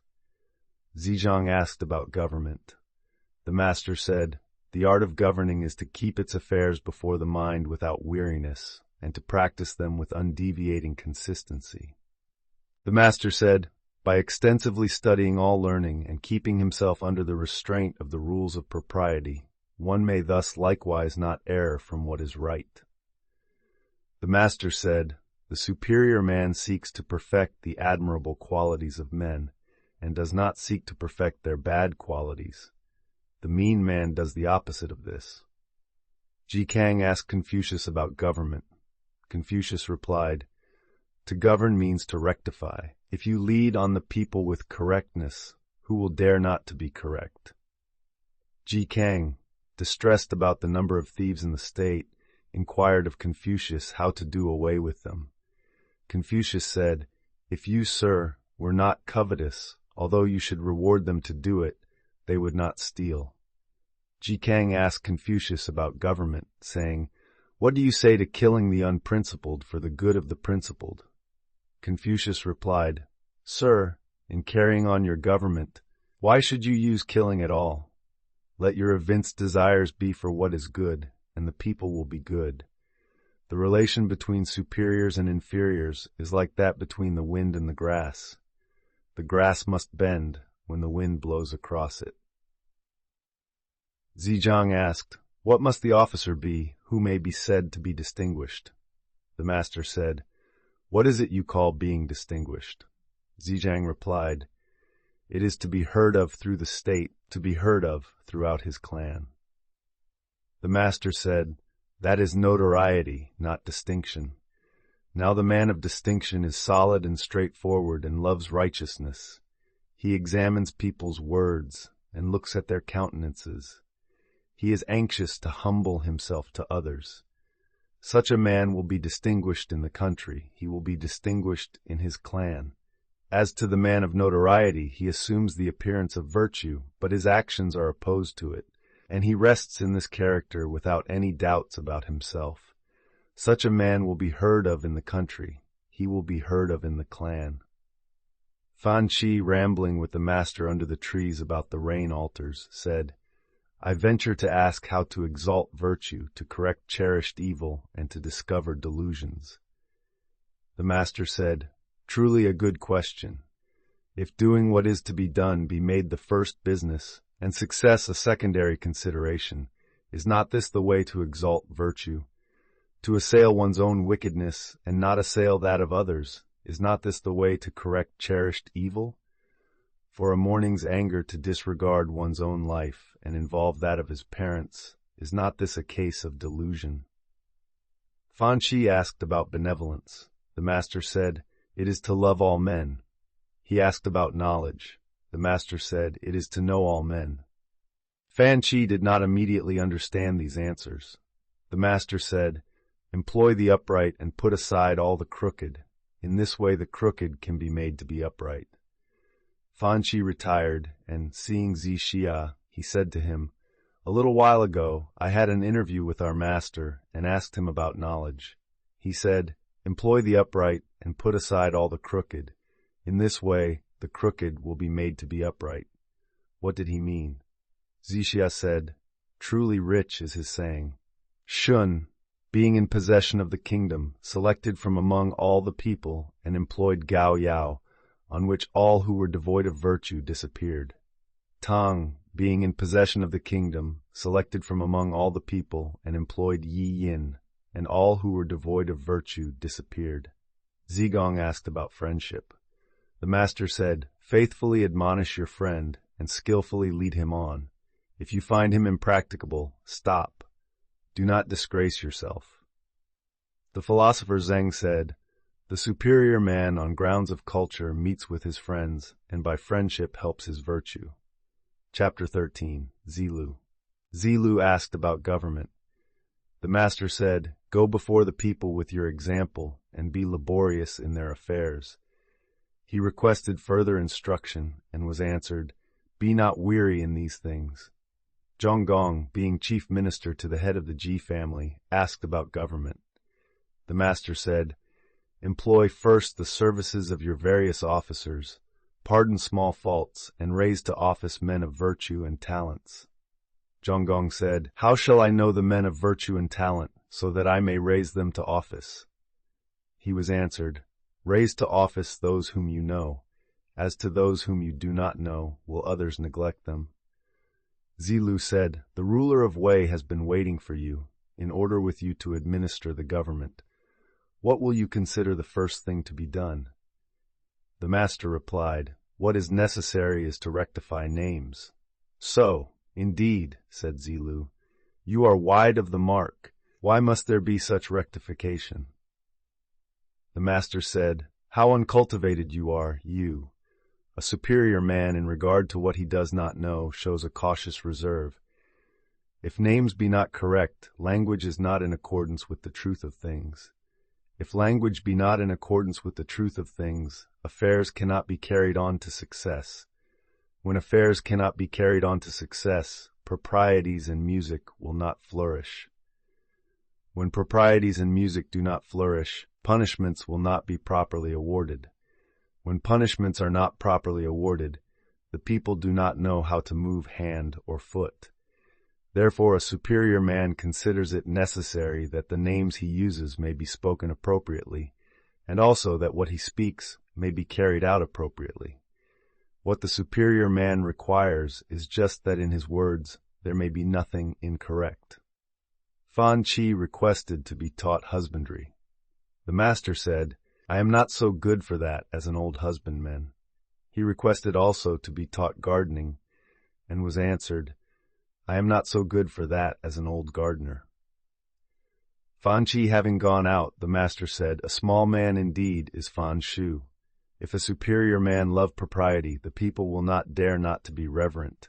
If he love righteousness, the people will not dare not to submit to his example. If he love good faith, the people will not dare not to be sincere. Now, when these things obtain, the people from all quarters will come to him, bearing their children on their backs. What need has he of a knowledge of husbandry? The master said, Though a man may be able to recite the 300 odes, yet if, when entrusted with a governmental charge, he knows not how to act, or if, when sent to any quarter on a mission, he cannot give his replies unassisted, notwithstanding the extent of his learning, of what practical use is it? The master said, When a prince's personal conduct is correct, his government is effective without the issuing of orders. If his personal conduct is not correct, he may issue orders, but they will not be followed. The master said, The governments of Lu and Wei are brothers. The master said of Jing, a scion of the ducal family of Wei, that he knew the economy of a family well. When he began to have means, he said, Ha! Here is a collection! When they were a little increased, he said, Ha! This is complete. When he had become rich, he said, Ha! This is admirable. When the master went to Wei, Zan Yu acted as driver of his carriage. The master observed, How numerous are the people! You said, Since they are thus numerous, what more shall be done for them? Enrich them, was the reply. And when they have been enriched, what more shall be done? The master said, Teach them. The master said, If there were any of the princes who would employ me, in the course of 12 months, I should have done something considerable. In 3 years, the government would be perfected. The master said, If good men were to govern a country in succession for 100 years, they would be able to transform the violently bad and dispense with capital punishments. True indeed is this saying. The master said, If a truly royal ruler were to arise, it would still require a generation, and then virtue would prevail. The master said, If a minister make his own conduct correct, what difficulty will he have in assisting in government? If he cannot rectify himself, what has he to do with rectifying others? The disciple ran returning from the court. The master said to him, How are you so late? He replied, We had government business. The master said, It must have been family affairs. If there had been government business, though I am not now in office, I should have been consulted about it. The Duke Ding asked whether there was a single sentence which could make a country prosperous. Confucius replied, Such an effect cannot be expected from one sentence. There is a saying, however, which people have, To be a prince is difficult, to be a minister is not easy. If a ruler knows this, the difficulty of being a prince, may there not be expected from this one sentence the prosperity of his country? The Duke then said, Is there a single sentence which can ruin a country? Confucius replied, Such an effect as that cannot be expected from one sentence. There is, however, the saying which people have, I have no pleasure in being a prince, but only in that no one can offer any opposition to what I say. If a ruler's words be good, is it not also good that no one oppose them? But if they are not good, and no one opposes them, may there not be expected from this one sentence the ruin of his country? The Duke of She asked about government. The master said, Good government obtains when those who are near are made happy, and those who are far off are attracted. Zixia, being governor of Jufu, asked about government. The master said, Do not be desirous to have things done quickly. Do not look at small advantages. Desire to have things done quickly prevents their being done thoroughly. Looking at small advantages prevents great affairs from being accomplished. The Duke of Shi informed Confucius, saying, Among us here there are those who may be styled upright in their conduct. If their father have stolen a sheep, they will bear witness to the fact. Confucius said, Among us, in our part of the country, those who are upright are different from this. The father conceals the misconduct of the son, and the son conceals the misconduct of the father. Uprightness is to be found in this. Fan Chi asked about perfect virtue. The master said, It is, in retirement, to be sedately grave, In the management of business, to be reverently attentive. In intercourse with others, to be strictly sincere. Though a man go among rude, uncultivated tribes, these qualities may not be neglected. Zigong asked, saying, "What qualities must a man possess to entitle him to be called an officer?" The master said, "He who in his conduct of himself maintains a sense of shame, and when sent to any quarter will not disgrace his prince's commission, deserves to be called an officer." Zigong pursued, "I venture to ask who may be placed in the next lower rank." And he was told, "He whom the circle of his relatives pronounce to be filial, whom his fellow villagers and neighbors pronounce to be fraternal." Again the disciple asked, "I venture to ask about the class still next in order." The master said, "They are determined to be sincere in what they say and to carry out what they do. They are obstinate little men. Yet perhaps they may make the next class." Zigong finally inquired, "Of what sort are those of the present day who engage in government?"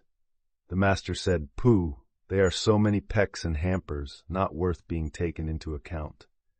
The master said, "Since I cannot get men pursuing the due medium, to whom I might communicate my instructions, I must find the ardent and the cautiously decided.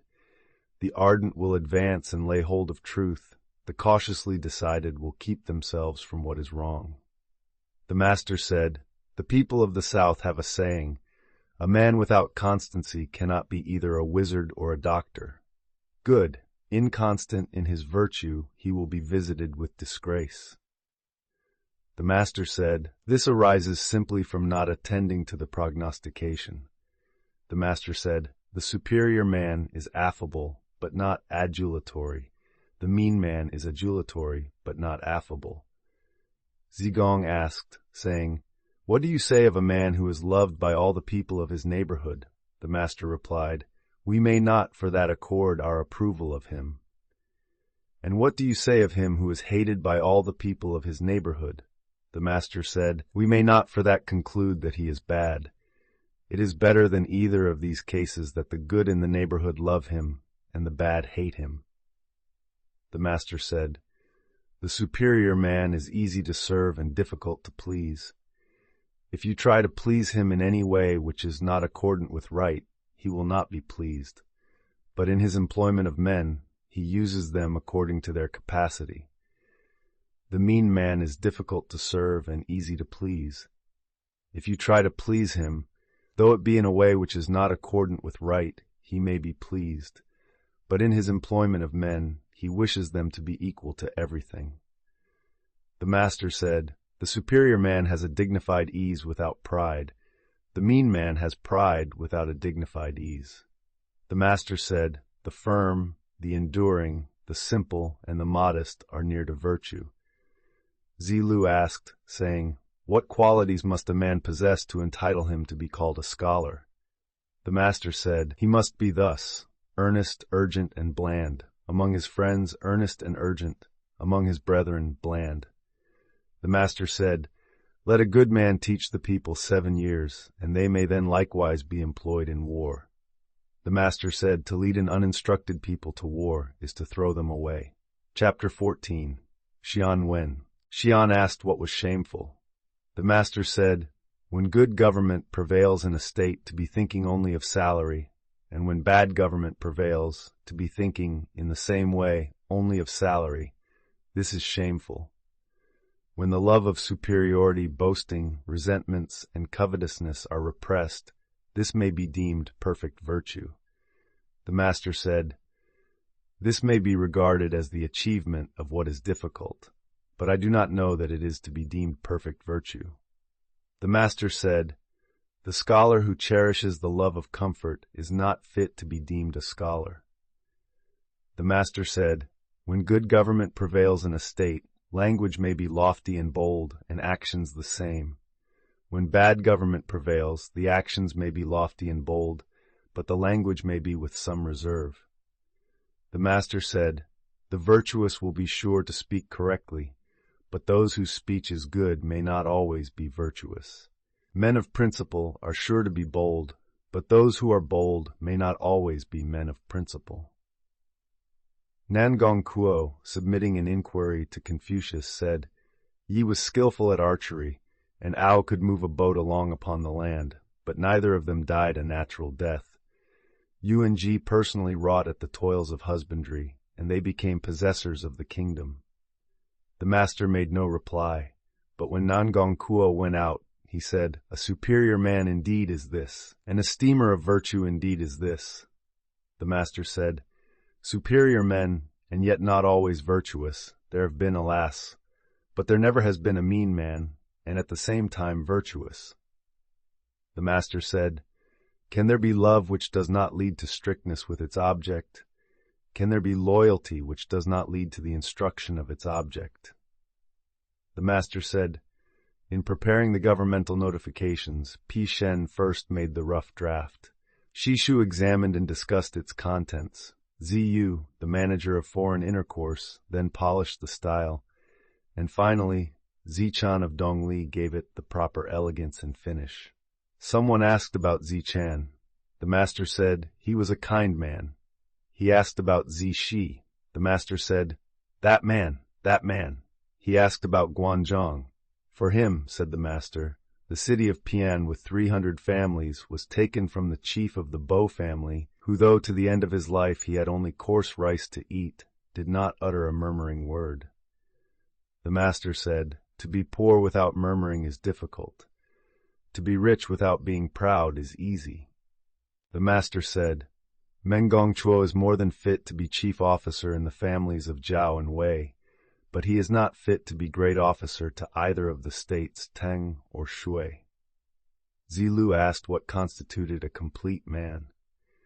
The master said, "Suppose a man with the knowledge of Zhang Wuzhong, the freedom from covetousness of Gong Chuo, the bravery of Zhuang of Bian, and the varied talents of Ran Chu, add to these the accomplishments of the rules of propriety and music. Such a one might be reckoned a complete man." He then added, "But what is the necessity for a complete man of the present day to have all these things? The man who in the view of gain thinks of righteousness, who in the view of danger is prepared to give up his life, and who does not forget an old agreement however far back it extends, such a man may be reckoned a complete man." The master asked Gong Mingjia about Gong Mingwen, saying, "Is it true that your master speaks not, laughs not, and takes not?" Gong Mingjia replied, "This has arisen from the reporters going beyond the truth. My master speaks when it is the time to speak, and so men do not get tired of his speaking. He laughs when there is occasion to be joyful, and so men do not get tired of his laughing. He takes when it is consistent with righteousness to do so, and so men do not get tired of his taking." The master said, "So, but is it so with him?" The master said, "Zhang Wuzhong, keeping possession of Fang, asked of the Duke of Lu to appoint a successor to him in his family. Although it may be said that he was not using force with his sovereign, I believe he was." The master said, "The Duke Wen of Jin was crafty and not upright. The Duke Huan of Qi was upright and not crafty." Zilu said, "The Duke Huan caused his brother Ju to be killed when Xiaohu died with his master, but Guanzhong did not die. May not I say that he was wanting in virtue?" The master said, "The Duke Huan assembled all the princes together, and that not with weapons of war and chariots. It was all through the influence of Guanzhong. Whose beneficence was like his? Whose beneficence was like his?" Zigong said, "Guanzhong, I apprehend, was wanting in virtue.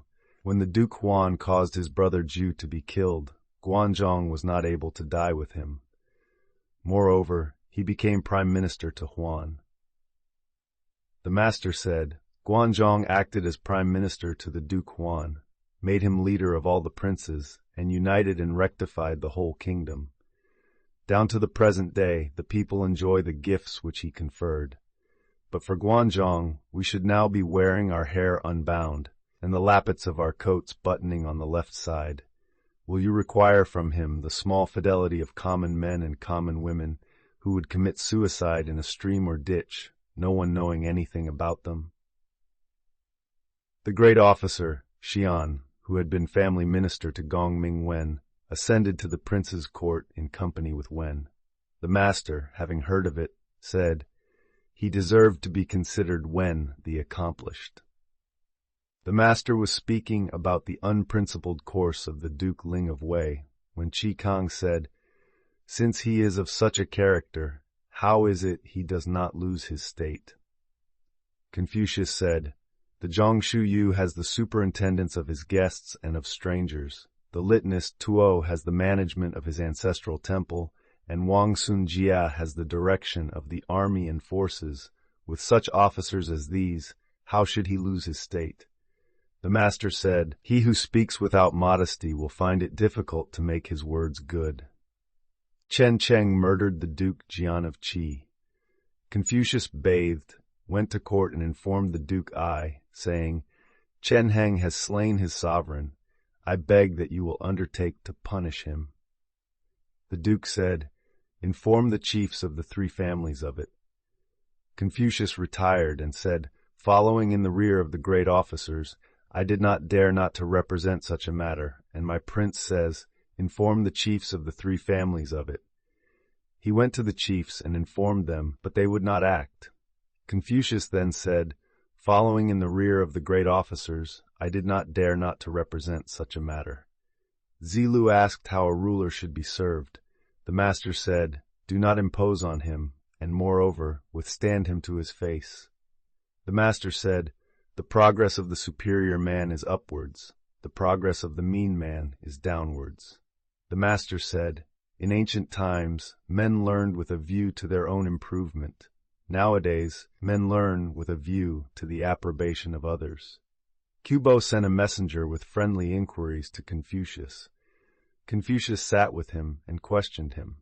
What, said he, is your master engaged in? The messenger replied, my master is anxious to make his faults few, but he has not yet succeeded. He then went out, and the master said, a messenger indeed, a messenger indeed. The master said, he who is not in any particular office has nothing to do with plans for the administration of its duties. The philosopher Zheng said, the superior man in his thoughts does not go out of his place. The master said, the superior man is modest in his speech, but exceeds in his actions. The master said, the way of the superior man is threefold, but I am not equal to it. Virtuous, he is free from anxieties. Wise, he is free from perplexities. Bold, he is free from fear. Zigong said, master, that is what you yourself say. Zigong was in the habit of comparing men together. The master said, C must have reached a high pitch of excellence. Now I have not leisure for this. The master said, I will not be concerned at men's not knowing me. I will be concerned at my own want of ability. The master said, he who does not anticipate attempts to deceive him, nor think beforehand of his not being believed, and yet apprehends these things readily when they occur, is he not a man of superior worth? Wei Shengmu said to Confucius, Chu, how is it that you keep roosting about? Is it not that you are an insinuating talker? Confucius said, I do not dare to play the part of such a talker, but I hate obstinacy. The master said, a horse is called a G, not because of its strength, but because of its other good qualities. Someone said, what do you say concerning the principle that injury should be recompensed with kindness? The master said, with what then will you recompense kindness? Recompense injury with justice, and recompense kindness with kindness. The master said, alas, there is no one that knows me. Zigong said, what do you mean by thus saying, that no one knows you? The master replied, I do not murmur against heaven. I do not grumble against men. My studies lie low, and my penetration rises high. But there is heaven, that knows me. The Gongbo Liao, having slandered Zilu to Ji Sun, Zifu Jingbo informed Confucius of it, saying, our master is certainly being led astray by the Gongbo Liao, but I have still power enough left to cut Liao off and expose his corpse in the market and in the court. The master said, if my principles are to advance, it is so ordered. If they are to fall to the ground, it is so ordered. What can the Gongbo Liao do where such ordering is concerned? The master said, Some men of worth retire from the world. Some retire from particular states. Some retire because of disrespectful looks. Some retire because of contradictory language. The master said, "Those who have done this are 7 men. Zilu happening to pass the night in Shimen, the gatekeeper said to him, "Whom do you come from?" Zilu said, "From Mr. Kong." "It is he, is it not?" said the other, "who knows the impracticable nature of the times and yet will be doing in them." The master was playing one day on a musical stone in Wei, when a man, carrying a straw basket, passed door of the house where Confucius was, and said, "His heart is full who so beats the musical stone." A little while after he added, "How contemptible is the one-ideaed obstinacy those sounds display. When one is taken no notice of, he has simply at once to give over his wish for public employment. Deep water must be crossed with the clothes on. Shallow water may be crossed with the clothes held up." The master said, "How determined is he in his purpose? But this is not difficult." Zhejiang said, "When the Shu says that Gao Zong, while observing the usual imperial mourning, was for 3 years without speaking, what is meant by this?" The master said, "Why must Gao Zong be referred to as an example of this? The ancients all did so. When the sovereign died, the officers all attended to their several duties, taking instructions from the prime minister for 3 years."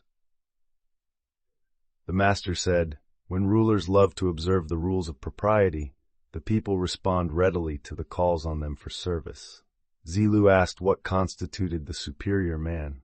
The master said, "The cultivation of himself in reverential carefulness." "And is this all?" said Zilu. "He cultivates himself so as to give rest to others," was the reply. "And is this all?" again asked Zilu. The master said, "He cultivates himself so as to give rest to all the people. He cultivates himself so as to give rest to all the people." Even Yao and Shun were still solicitous about this. Yuanrang was squatting on his heels, and so waited the approach of the master, who said to him, "In youth not humble as befits a junior, in manhood doing nothing worthy of being handed down, and living on to old age, this is to be a pest." With this he hit him on the shank with his staff. A youth of the village of Kuei was employed by Confucius to carry the messages between him and his visitors. Someone asked about him, saying, "I suppose he has made great progress." The master said, "I observe that he is fond of occupying the seat of a full-grown man. I observe that he walks shoulder to shoulder with his elders. He is not one who is seeking to make progress in learning. He wishes quickly to become a man." Chapter 15. Wei Ling Gong. The Duke Ling of Wei asked Confucius about tactics. Confucius replied, "I have heard all about sacrificial vessels, but I have not learned military matters." On this, he took his departure the next day. When he was in Chen, their provisions were exhausted, and his followers became so ill that they were unable to rise. Zilu, with evident dissatisfaction, said, "Has the superior man likewise to endure in this way?" The master said, "The superior man may indeed have to endure want, but the mean man, when he is in want, gives way to unbridled license." The master said, You think, I suppose, that I am one who learns many things and keeps them in memory?" Zigong replied, "Yes, but perhaps it is not so?" "No," was the answer. "I seek a unity all-pervading." The master said, Those who know virtue are few." The master said, "May not Shun be instanced as having governed efficiently without exertion? What did he do?" "He did nothing but gravely and reverently occupy his royal seat." Zhejiang asked how a man should conduct himself, so as to be everywhere appreciated. The master said, "Let his words be sincere and truthful, and his actions honorable and careful. Such conduct may be practiced among the rude tribes of the south or the north. If his words be not sincere and truthful, and his actions not honorable and careful, will he, with such conduct, be appreciated, even in his neighborhood? When he is standing, let him see those 2 things, as it were, fronting him. When he is in a carriage, let him see them attached to the yoke. then may he subsequently carry them into practice.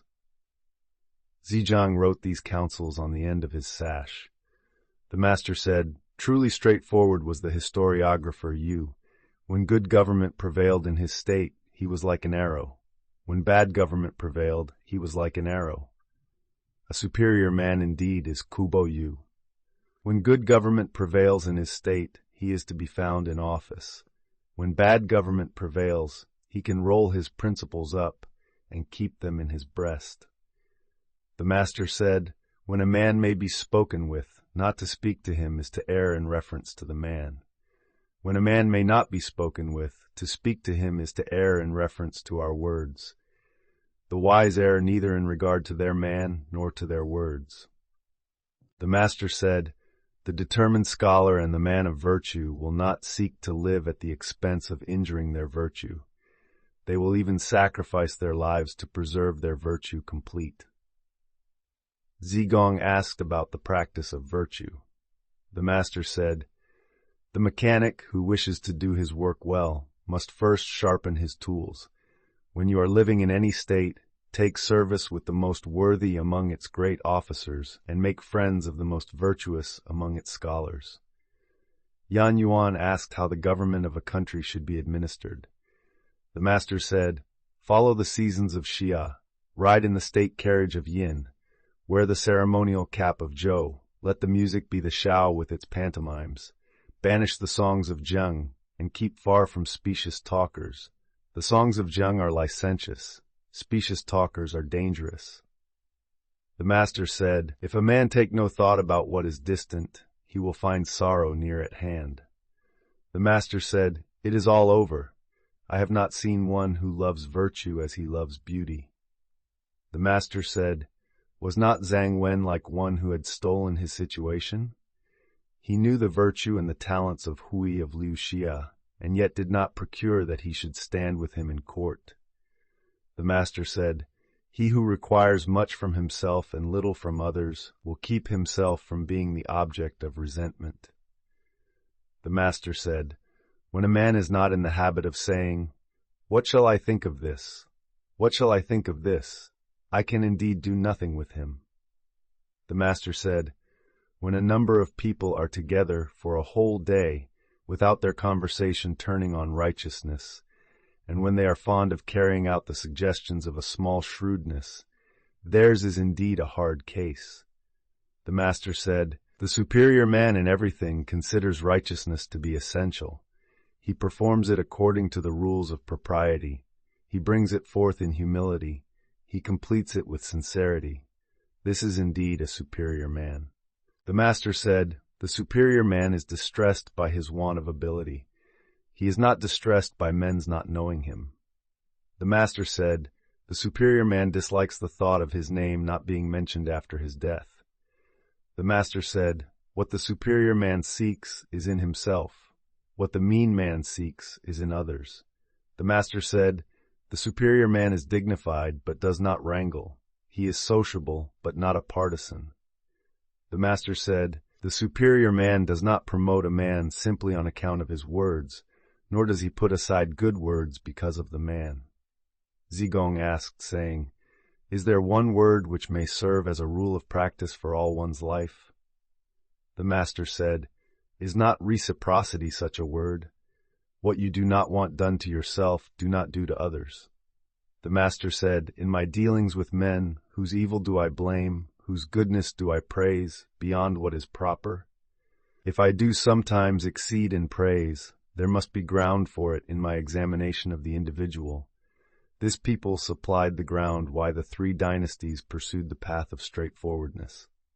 The master said, "Even in my early days, a historiographer would leave a blank in his text, and he who had a horse would lend him to another to ride.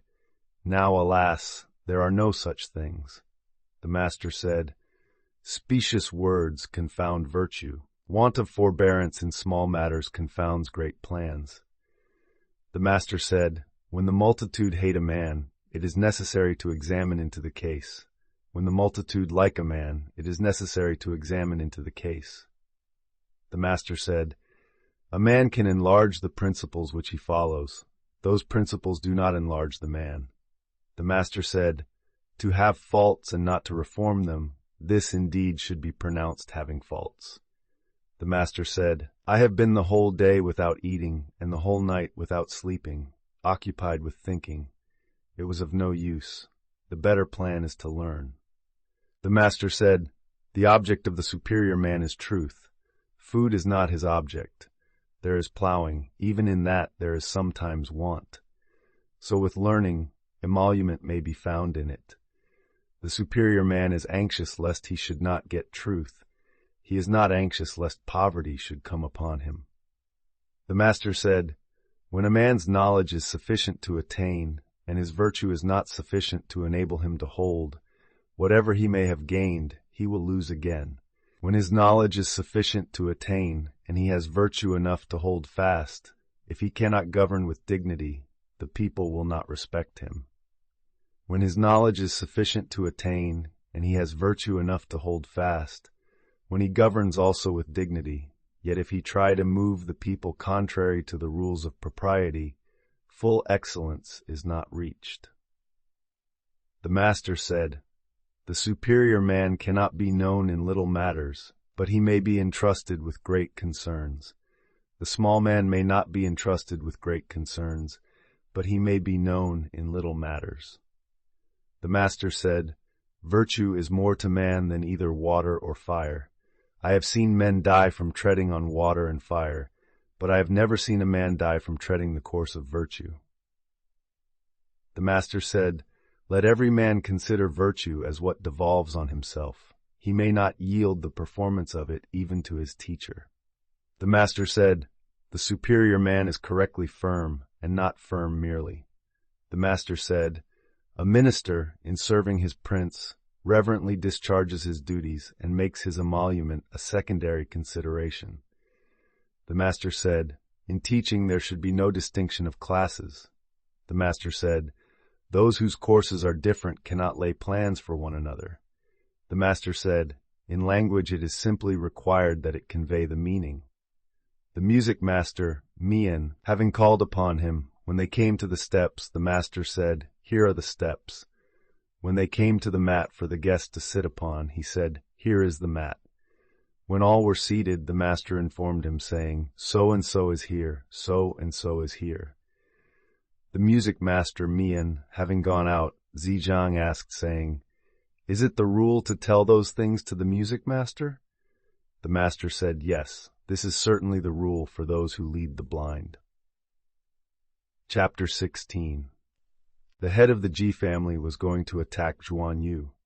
Ran Yu and Ji Lu had an interview with Confucius and said, our chief, Ji, is going to commence operations against Zhuan Yu. Confucius said, Chu, is it not you who are in fault here? Now, in regard to Zhuan Yu, long ago a former king appointed its ruler to preside over the sacrifices to the eastern Mang. Moreover, it is in the midst of the territory of our state, and its ruler is a minister in direct connection with the sovereign.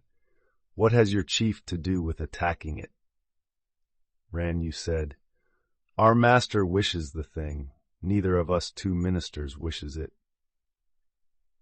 Confucius said, Chu, there are the words of Zhou Ren. When he can put forth his ability, he takes his place in the ranks of office. When he finds himself unable to do so, he retires from it.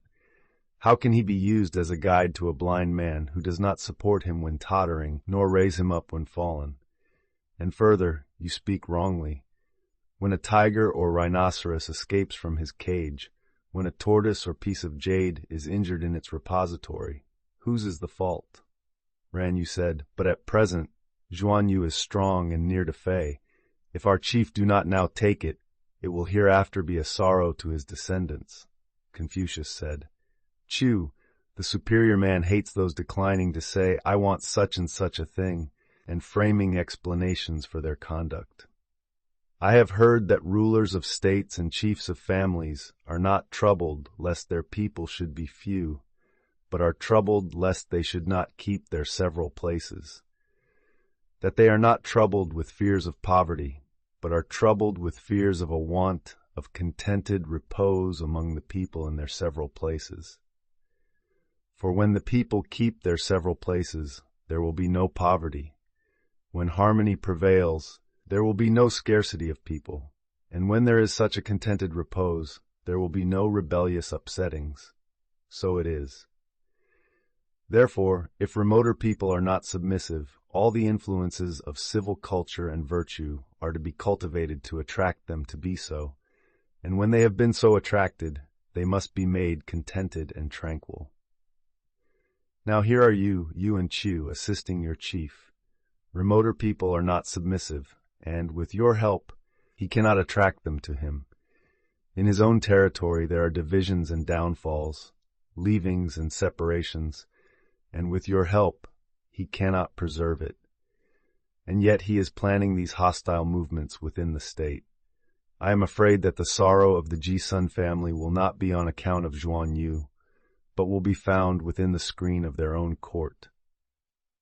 Confucius said, "When good government prevails in the empire, ceremonies, music, and punitive military expeditions proceed from the Son of Heaven.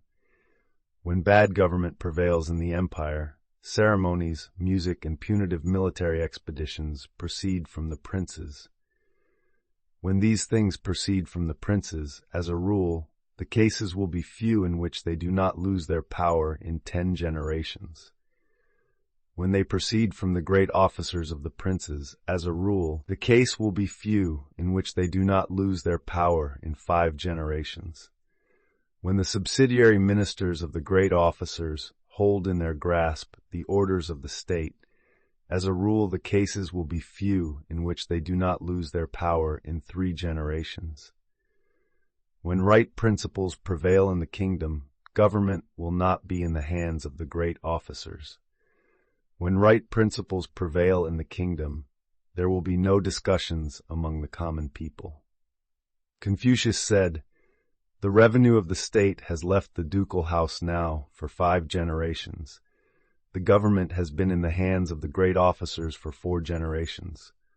On this account, the descendants of the 3 Huan are much reduced." Confucius said, "There are 3 friendships which are advantageous and 3 which are injurious: friendship with the upright, friendship with the sincere, and friendship with the man of much observation. These are advantageous. Friendship with the man of specious airs, friendship with the insinuatingly soft, and friendship with the glib-tongued. These are injurious." Confucius said, "There are 3 things men find enjoyment in which are advantageous, and 3 things they find enjoyment in which are injurious. To find enjoyment in the discriminating study of ceremonies and music, to find enjoyment in speaking of the goodness of others, to find enjoyment in having many worthy friends, these are advantageous.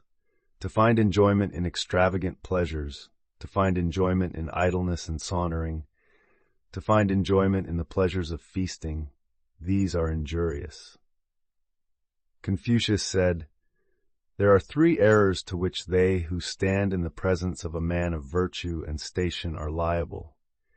They may speak when it does not come to them to speak. This is called rashness. They may not speak when it comes to them to speak. This is called concealment. They may speak without looking at the countenance of their superior. This is called blindness." Confucius said, "There are 3 things which the superior man guards against. In youth, when the physical powers are not yet settled, he guards against lust. When he is strong and the physical powers are full of vigor, he guards against quarrelsomeness. When he is old and the animal powers are decayed, he guards against covetousness." Confucius said, "There are 3 things of which the superior man stands in awe. He stands in awe of the ordinances of heaven. He stands in awe of great men. He stands in awe of the words of sages. The mean man does not know the ordinances of heaven, and consequently does not stand in awe of them. He is disrespectful to great men. He makes sport of the words of sages." Confucius said, "Those who are born with the possession of knowledge are the highest class of men. Those who learn, and so readily get possession of knowledge, are the next. Those who are dull and stupid, and yet compass the learning, are another class next to these. As to those who are dull and stupid, and yet do not learn, they are the lowest of the people. Confucius said, "The superior man has 9 things which are subjects with him of thoughtful consideration. In regard to the use of his eyes, he is anxious to see clearly. In regard to the use of his ears, he is anxious to hear distinctly. In regard to his countenance, he is anxious that it should be benign. In regard to his demeanor, he is anxious that it should be respectful. In regard to his speech, he is anxious that it should be sincere. In regard to his doing of business, he is anxious that it should be reverently careful. In regard to what he doubts about, he is anxious to question others. When he is angry, he thinks of the difficulties his anger may involve him in. When he sees gain to be got, he thinks of righteousness." Confucius said, "Contemplating good and pursuing it as if they could not reach it, contemplating evil and shrinking from it, as they would from thrusting the hand into boiling water. I have seen such men, as I have heard such words. Living in retirement to study their aims and practicing righteousness to carry out their principles. I have heard these words, but I have not seen such men." The Duke Jing of Qi had 1,000 teams, each of 4 horses, but on the day of his death, the people did not praise him for a single virtue. Bo Yi and Shu Qi died of hunger at the foot of the Shouyang mountain, and the people, down to the present time, praise them. "Is not that saying illustrated by this?" Chen Kang asked Bo Yu, saying, "Have you heard any lessons from your father different from what we have all heard?" Bo Yu replied, "No. He was standing alone once when I passed below the hall with hasty steps and said to me, 'Have you learned the odes?' On my replying, 'Not yet,' he added, 'If you do not learn the odes, you will not be fit to converse with.' I retired and studied the odes. Another day, he was in the same way standing alone, when I passed by below the hall with hasty steps, and said to me, 'Have you learned the rules of propriety?' On my replying, 'Not yet,' he added, 'If you do not learn the rules of propriety, your character cannot be established.' I then retired and learned the rules of propriety. I have heard only these 2 things from him." Chen Kang retired and, quite delighted, said, "I asked 1 thing, and I have got 3 things. I have heard about the odes. I have heard about the rules of propriety. I have also heard that the superior man maintains a distant reserve towards his son." The wife of the prince of a state is called by him Fu Ren. She calls herself Xiao Tong. The people of the state call her Jun Fu Ren, and to the people of other states, they call her Gua Xiao Jun. The people of other states also call her Jun Fu Ren. Chapter 17. Yang Huo. Yang Huo wished to see Confucius, but Confucius would not go to see him. On this, he sent a present of a pig to Confucius, who, having chosen a time when Huo was not at home, went to pay his respects for the gift. He met him, however, on the way. Huo said to Confucius, "Come, let me speak with you." He then asked, "Can he be called benevolent who keeps his jewel in his bosom and leaves his country to confusion?" Confucius replied, "No." "Can he be called wise who is anxious to be engaged in public employment and yet is constantly losing the opportunity of being so?" Confucius again said, "No. The days and months are passing away. The years do not wait for us." Confucius said, "Right, I will go into office." The master said, "By nature men are nearly alike. By practice they get to be wide apart." The master said, "There are only the wise of the highest class and the stupid of the lowest class, who cannot be changed." The master, having come to Wu Cheng, heard there the sound of stringed instruments and singing. Well pleased and smiling, he said, "Why use an ox knife to kill a fowl?"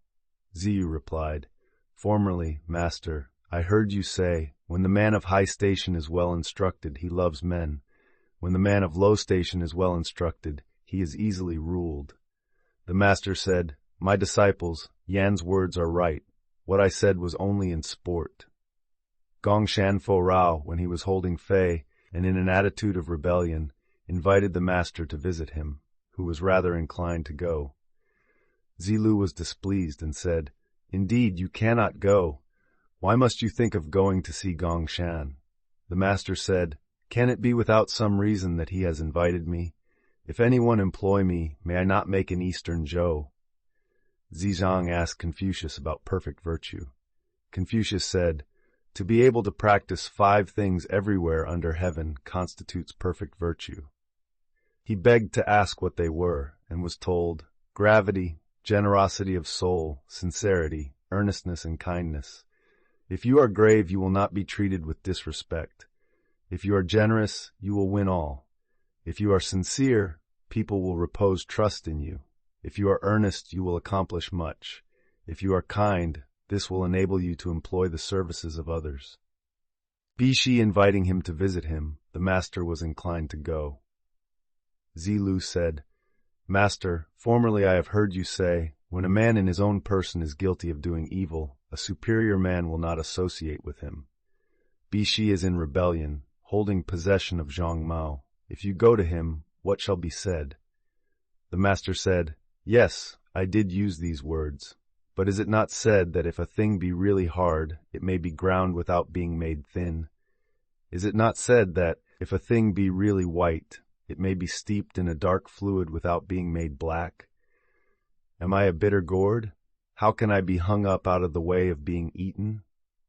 The master said, Have you heard the 6 words to which are attached 6 becloudings?" You replied, "I have not." "Sit down, and I will tell them to you. There is the love of being benevolent without the love of learning. The beclouding here leads to a foolish simplicity. There is the love of knowing without the love of learning. The beclouding here leads to dissipation of mind. There is the love of being sincere without the love of learning.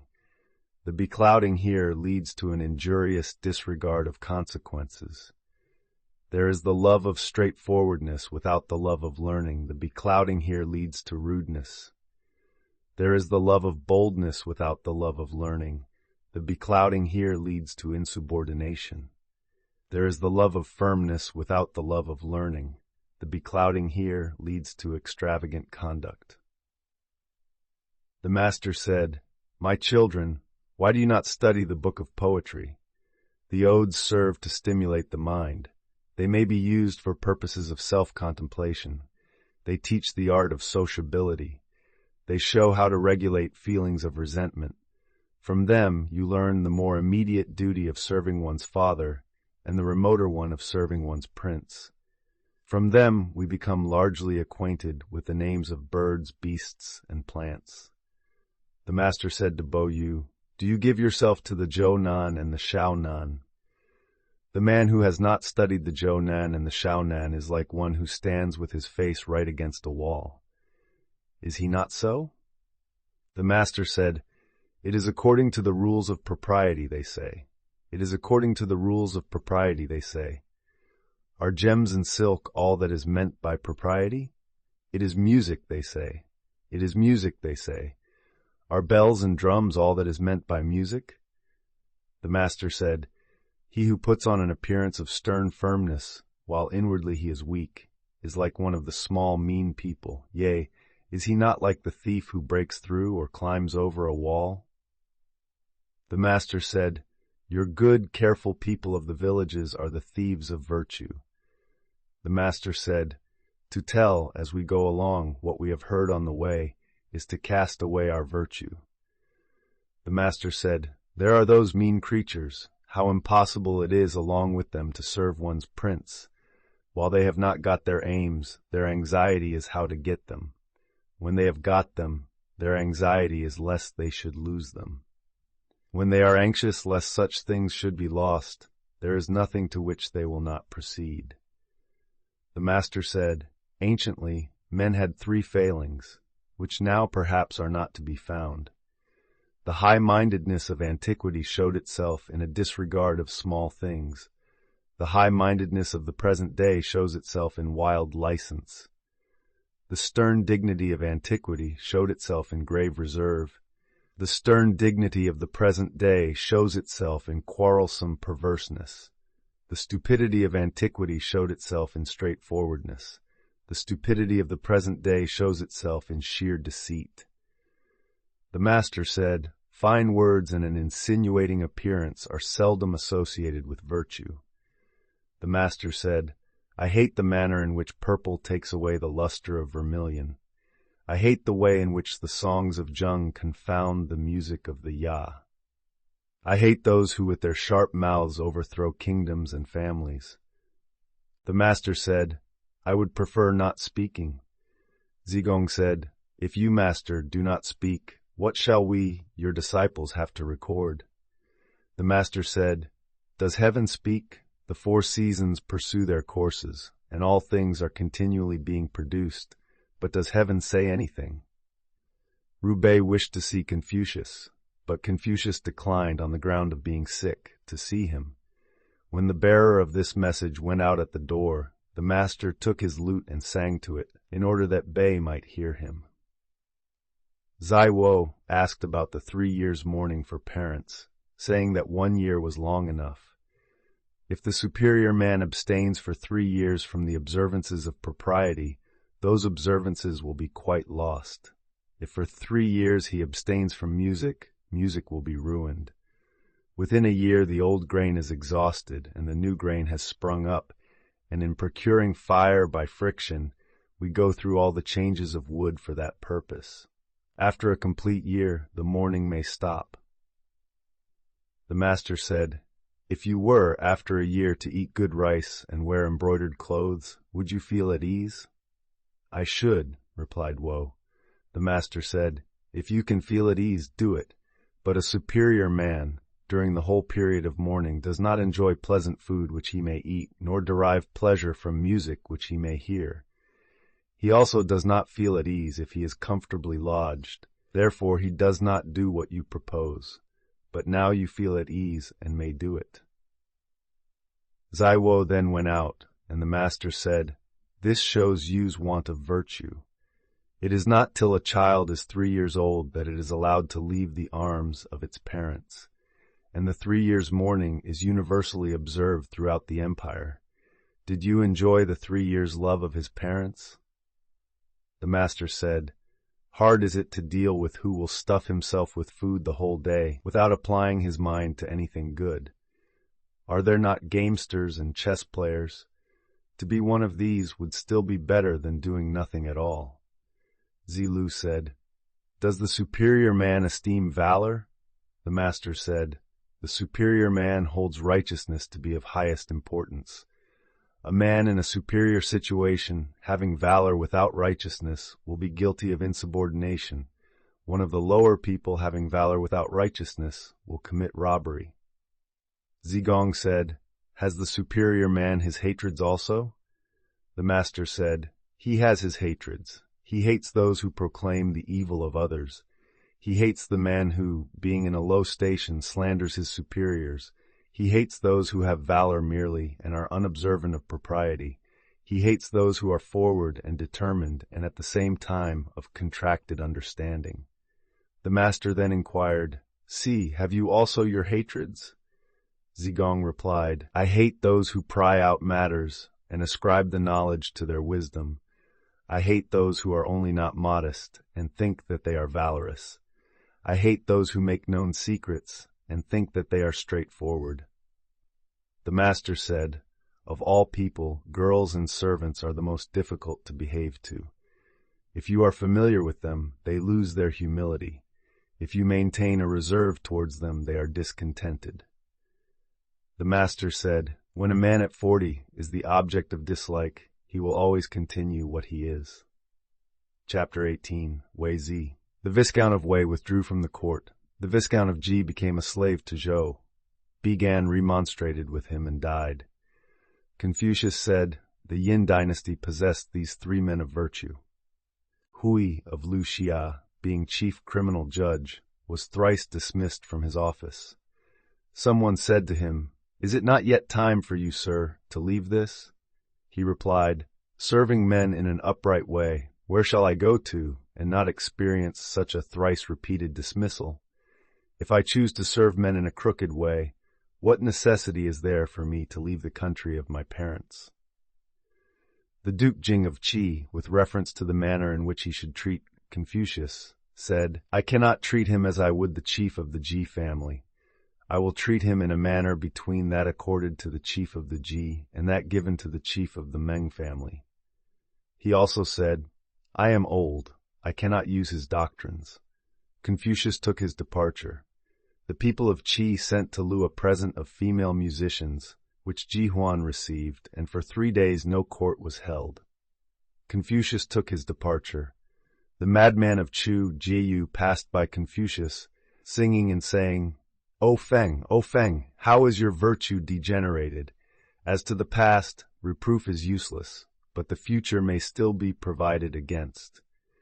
Give up your vain pursuit. Give up your vain pursuit. Peril awaits those who now engage in affairs of government. Confucius alighted and wished to converse with him, but Jiyu hastened away so that he could not talk with him. Changzu and Jiani were at work in the field together when Confucius passed by them and sent Zilu to inquire for the ford. Changzu said, "Who is he that holds the reins in the carriage there?" Zilu told him, "It is Kong Chu." "Is it not Kong Chu of Lu?" asked he. "Yes," was the reply, to which the other rejoined, "He knows the ford." Zilu then inquired of Jiani, who said to him, "Who are you, sir?" He answered, "I am Zhang Yu." "Are you not the disciple of Kong Chu of Lu?" asked the other. "I am," replied he, and then Jiani said to him, "Disorder, like a swelling flood, spreads over the whole empire, and who is he that will change its state for you?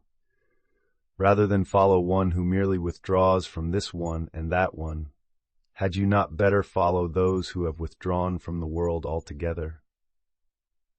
With this he fell to covering up the seed, and proceeded with his work without stopping. Zilu went and reported their remarks, when the master observed with a sigh, "It is impossible to associate with birds and beasts, as if they were the same with us. If I associate not with these people, with mankind, with whom shall I associate? If right principles prevailed through the empire, there would be no use for me to change its state." Zilu, following the master, happened to fall behind, when he met an old man, carrying across his shoulder on a staff a basket for weeds. Zilu said to him, "Have you seen my master, sir?" The old man replied, "Your 4 limbs are unaccustomed to toil. You cannot distinguish the 5 kinds of grain. Who is your master?" With this, he planted his staff in the ground and proceeded to weed. Zilu joined his hands across his breast and stood before him. The old man kept Zilu to pass the night in his house, killed a fowl, prepared millet, and feasted him. He also introduced to him his 2 sons. Next day, Zilu went on his way and reported his adventure. The master said, "He is a recluse," and sent Zilu back to see him again. But when he got to the place, the old man was gone. Zilu then said to the family, "Not to take office is not righteous. If the relations between old and young may not be neglected, how is it that he sets aside the duties that should be observed between sovereign and minister? Wishing to maintain his personal purity, he allows that great relation to come to confusion. A superior man takes office and performs the righteous duties belonging to it. As to the failure of right principles to make progress, he is aware of that. The men who have retired to privacy from the world have been Bo Yi, Shu Qi, Yu Zhong, Yi Yi, Zhu Zhang, Hui of Luxia, and Shao Lian. The master said, refusing to surrender their wills or to submit to any taint in their persons, such, I think, were Bo Yi and Shu Qi. It may be said of Hui of Luxia and of Shao Lian that they surrendered their wills and submitted to taint in their persons, but their words corresponded with reason, and their actions were such as men are anxious to see. This is all that is to be remarked in them. It may be said of Yu Zhong and Yi Yi that, while they hid themselves in their seclusion, they gave a license to their words, but in their persons they succeeded in preserving their purity, and in their retirement they acted according to the exigency of the times. I am different from all these. I have no course for which I am predetermined, and no course against which I am predetermined. The grand music master, Ji, went to Qi. Gan, the master of the band at the second meal, went to Chu. Liao, the bandmaster at the third meal, went to Kai. Kuei, the bandmaster at the fourth meal, went to Qin. Fang Shu, the drum master, withdrew to the north of the river. Wu, the master of the hand drum, withdrew to the Han. Yang, the assistant music master, and Xiang, master of the musical stone, withdrew to an island in the sea. The Duke of Zhou addressed his son, the Duke of Lu, saying, "The virtuous prince does not neglect his relations. He does not cause the great ministers to repine at his not employing them. Without some great cause, he does not dismiss from their offices the members of old families. He does not seek in one man talents for every employment." To Zhou belonged the 8 officers, Boda, Bokuo, Zhongtu, Zhonghu, Shuye, Shusha, Jisui, and Jigua. Chapter 19. Zizhang. Zizhang said, "The scholar, trained for public duty, seeing threatening danger, is prepared to sacrifice his life. When the opportunity of gain is presented to him, he thinks of righteousness. In sacrificing, his thoughts are reverential. In mourning, his thoughts are about the grief which he should feel. Such a man commands our approbation indeed." Zizhang said, "When a man holds fast to virtue, but without seeking to enlarge it, and believes in right principles, but without firm sincerity, what account can be made of his existence or non-existence?" The disciples of Zixia asked Zizhang about the principles that should characterize mutual intercourse. Zizhang asked, "What does Zixia say on the subject?" They replied, "Zixia says, associate with those who can advantage you. Put away from you those who cannot do so." Zizhang observed, "This is different from what I have learned. The superior man honors the talented and virtuous and bears with all. He praises the good and pities the incompetent. Am I possessed of great talents and virtue? Who is there among men whom I will not bear with? Am I devoid of talents and virtue? Men will put me away from them. What have we to do with the putting away of others?" Zixia said, "Even in inferior studies and employments there is something worth being looked at, but if it be attempted to carry them out to what is remote, there is a danger of their proving inapplicable. Therefore the superior man does not practice them." Zixia said, "He who from day to day recognizes what he has not yet, and from month to month does not forget what he has attained to, may be said indeed to love to learn."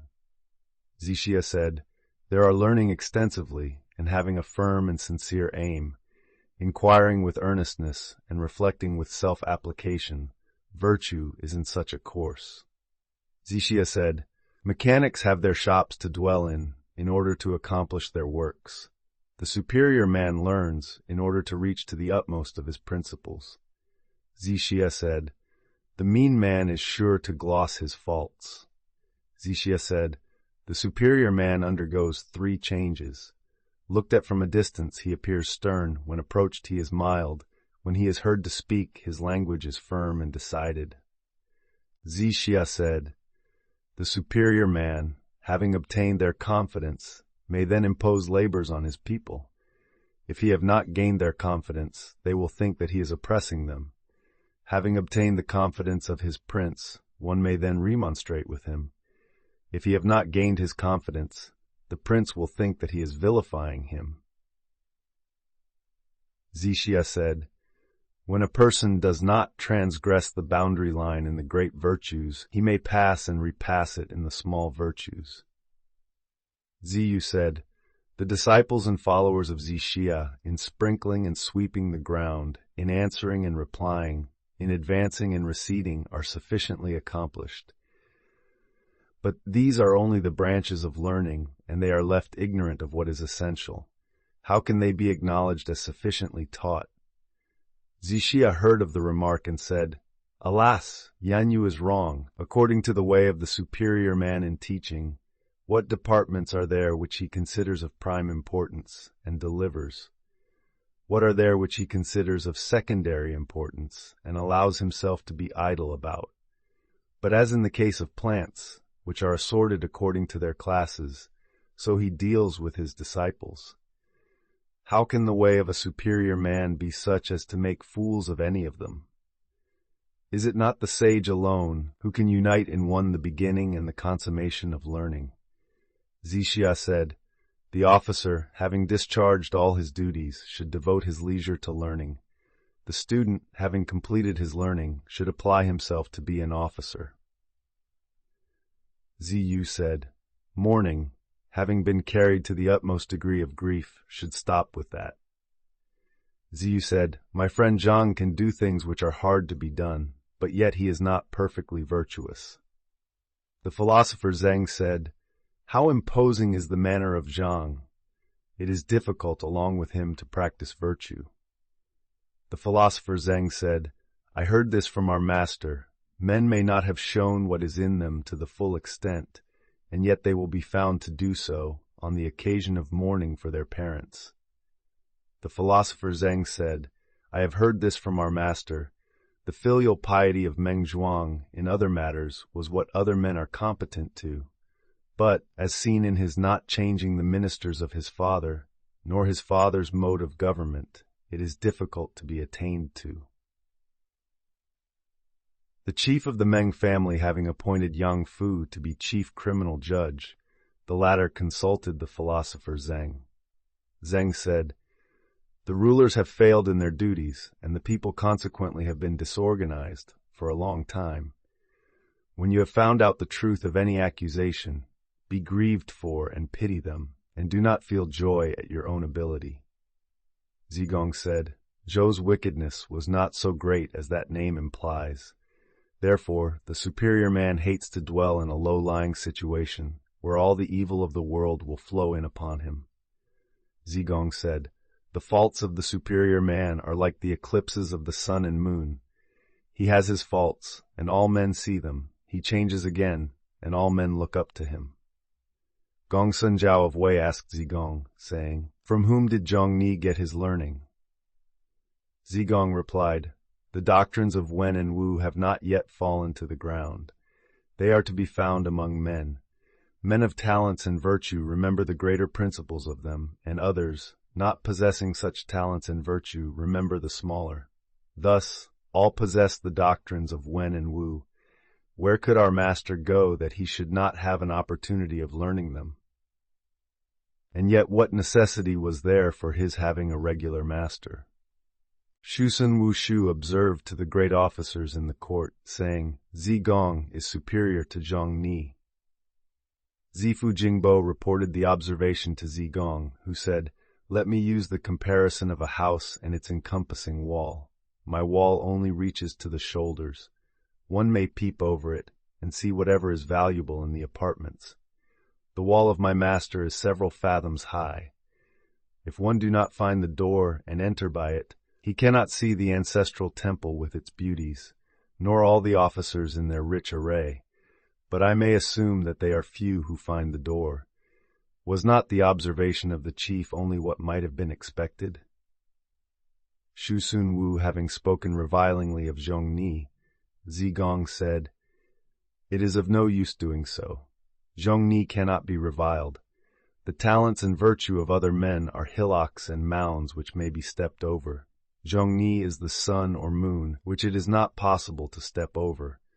Although a man may wish to cut himself off from the sage, what harm can he do to the sun or moon? He only shows that he does not know his own capacity. Chen Ziqin, addressing Zigong, said, you are too modest. How can Zhongni be said to be superior to you? Zigong said to him, for one word a man is often deemed to be wise, and for one word he is often deemed to be foolish. We ought to be careful indeed in what we say. Our master cannot be attained to, just in the same way as the heavens cannot be gone up by the steps of a stair. Were our master in the position of the ruler of a state or the chief of a family, we should find verified the description which has been given of a sage's rule. He would plant the people, and forthwith they would be established. He would lead them on, and forthwith they would follow him. He would make them happy, and forthwith multitudes would resort to his dominions. He would stimulate them, and forthwith they would be harmonious. While he lived, he would be glorious. When he died, he would be bitterly lamented. How is it possible for him to be attained to? Chapter 20. Yao Yu. Yao said, "Oh, Yu Shun, the heaven-determined order of succession now rests in your person. Sincerely hold fast the due mean. If there shall be distress and want within the 4 seas, the heavenly revenue will come to a perpetual end." Shun also used the same language in giving charge to Yu. Tang said, "I, the child Lu, presume to use a dark-colored victim, and presume to announce to thee, O most great and sovereign God, that the sinner I dare not pardon, and thy ministers, O God, I do not keep in obscurity. The examination of them is by thy mind, O God. If in my person I commit offenses, they are not to be attributed to you, the people of the myriad regions. If you in the myriad regions commit offenses, these offenses must rest on my person." Zhou conferred great gifts, and the good were enriched. Although he has his near relatives, they are not equal to my virtuous men. The people are throwing blame upon me, the one man. He carefully attended to the weights and measures, examined the body of the laws, restored the discarded officers, and the good government of the kingdom took its course. He revived states that had been extinguished, restored families whose line of succession had been broken, and called to office those who had retired into obscurity, so that throughout the kingdom the hearts of the people turned towards him. What he attached chief importance to were the food of the people, the duties of mourning and sacrifices. By his generosity he won all. By his sincerity he made the people repose trust in him. By his earnest activity his achievements were great. By his justice all were delighted. Zizhang asked Confucius, saying, "In what way should a person in authority act in order that he may conduct government properly?" The master replied, "Let him honor the 5 excellent and banish away the 4 bad things. Then may he conduct government properly." Zizhang said, "What are meant by the 5 excellent things?" The master said, "When the person in authority is beneficent without great expenditure, when he lays tasks on the people without their repining, when he pursues what he desires without being covetous, when he maintains a dignified ease without being proud, when he is majestic without being fierce." Zizhang said, "What is meant by being beneficent without great expenditure?" The master replied, "When the person in authority makes more beneficial to the people the things from which they naturally derive benefit, is not this being beneficent without great expenditure? When he chooses the labors which are proper and makes them labor on them, who will repine? When his desires are set on benevolent government and he secures it, who will accuse him of covetousness? Whether he has to do with many people or few, or with things great or small, he does not dare to indicate any disrespect. Is not this to maintain a dignified ease without any pride? He adjusts his clothes and cap, and throws a dignity into his looks, so that, thus dignified, he is looked at with awe. Is not this to be majestic without being fierce?" Zizhang then asked, "What are meant by the 4 bad things?" The master said, "To put the people to death without having instructed them, this is called cruelty. To require from them suddenly the full tale of work without having given them warning, this is called oppression. To issue orders as if without urgency, at first, and when the time comes, to insist on them with severity, this is called injury. And generally, in the giving pay or rewards to men, to do it in a stingy way, this is called acting the part of a mere official." The master said, "Without recognizing the ordinances of heaven, it is impossible to be a superior man. Without an acquaintance with the rules of propriety, it is impossible for the character to be established. Without knowing the force of words, it is impossible to know men." Our audiobook ends here. Thank you for listening. If you want any particular book on this channel, please let us know in the comments.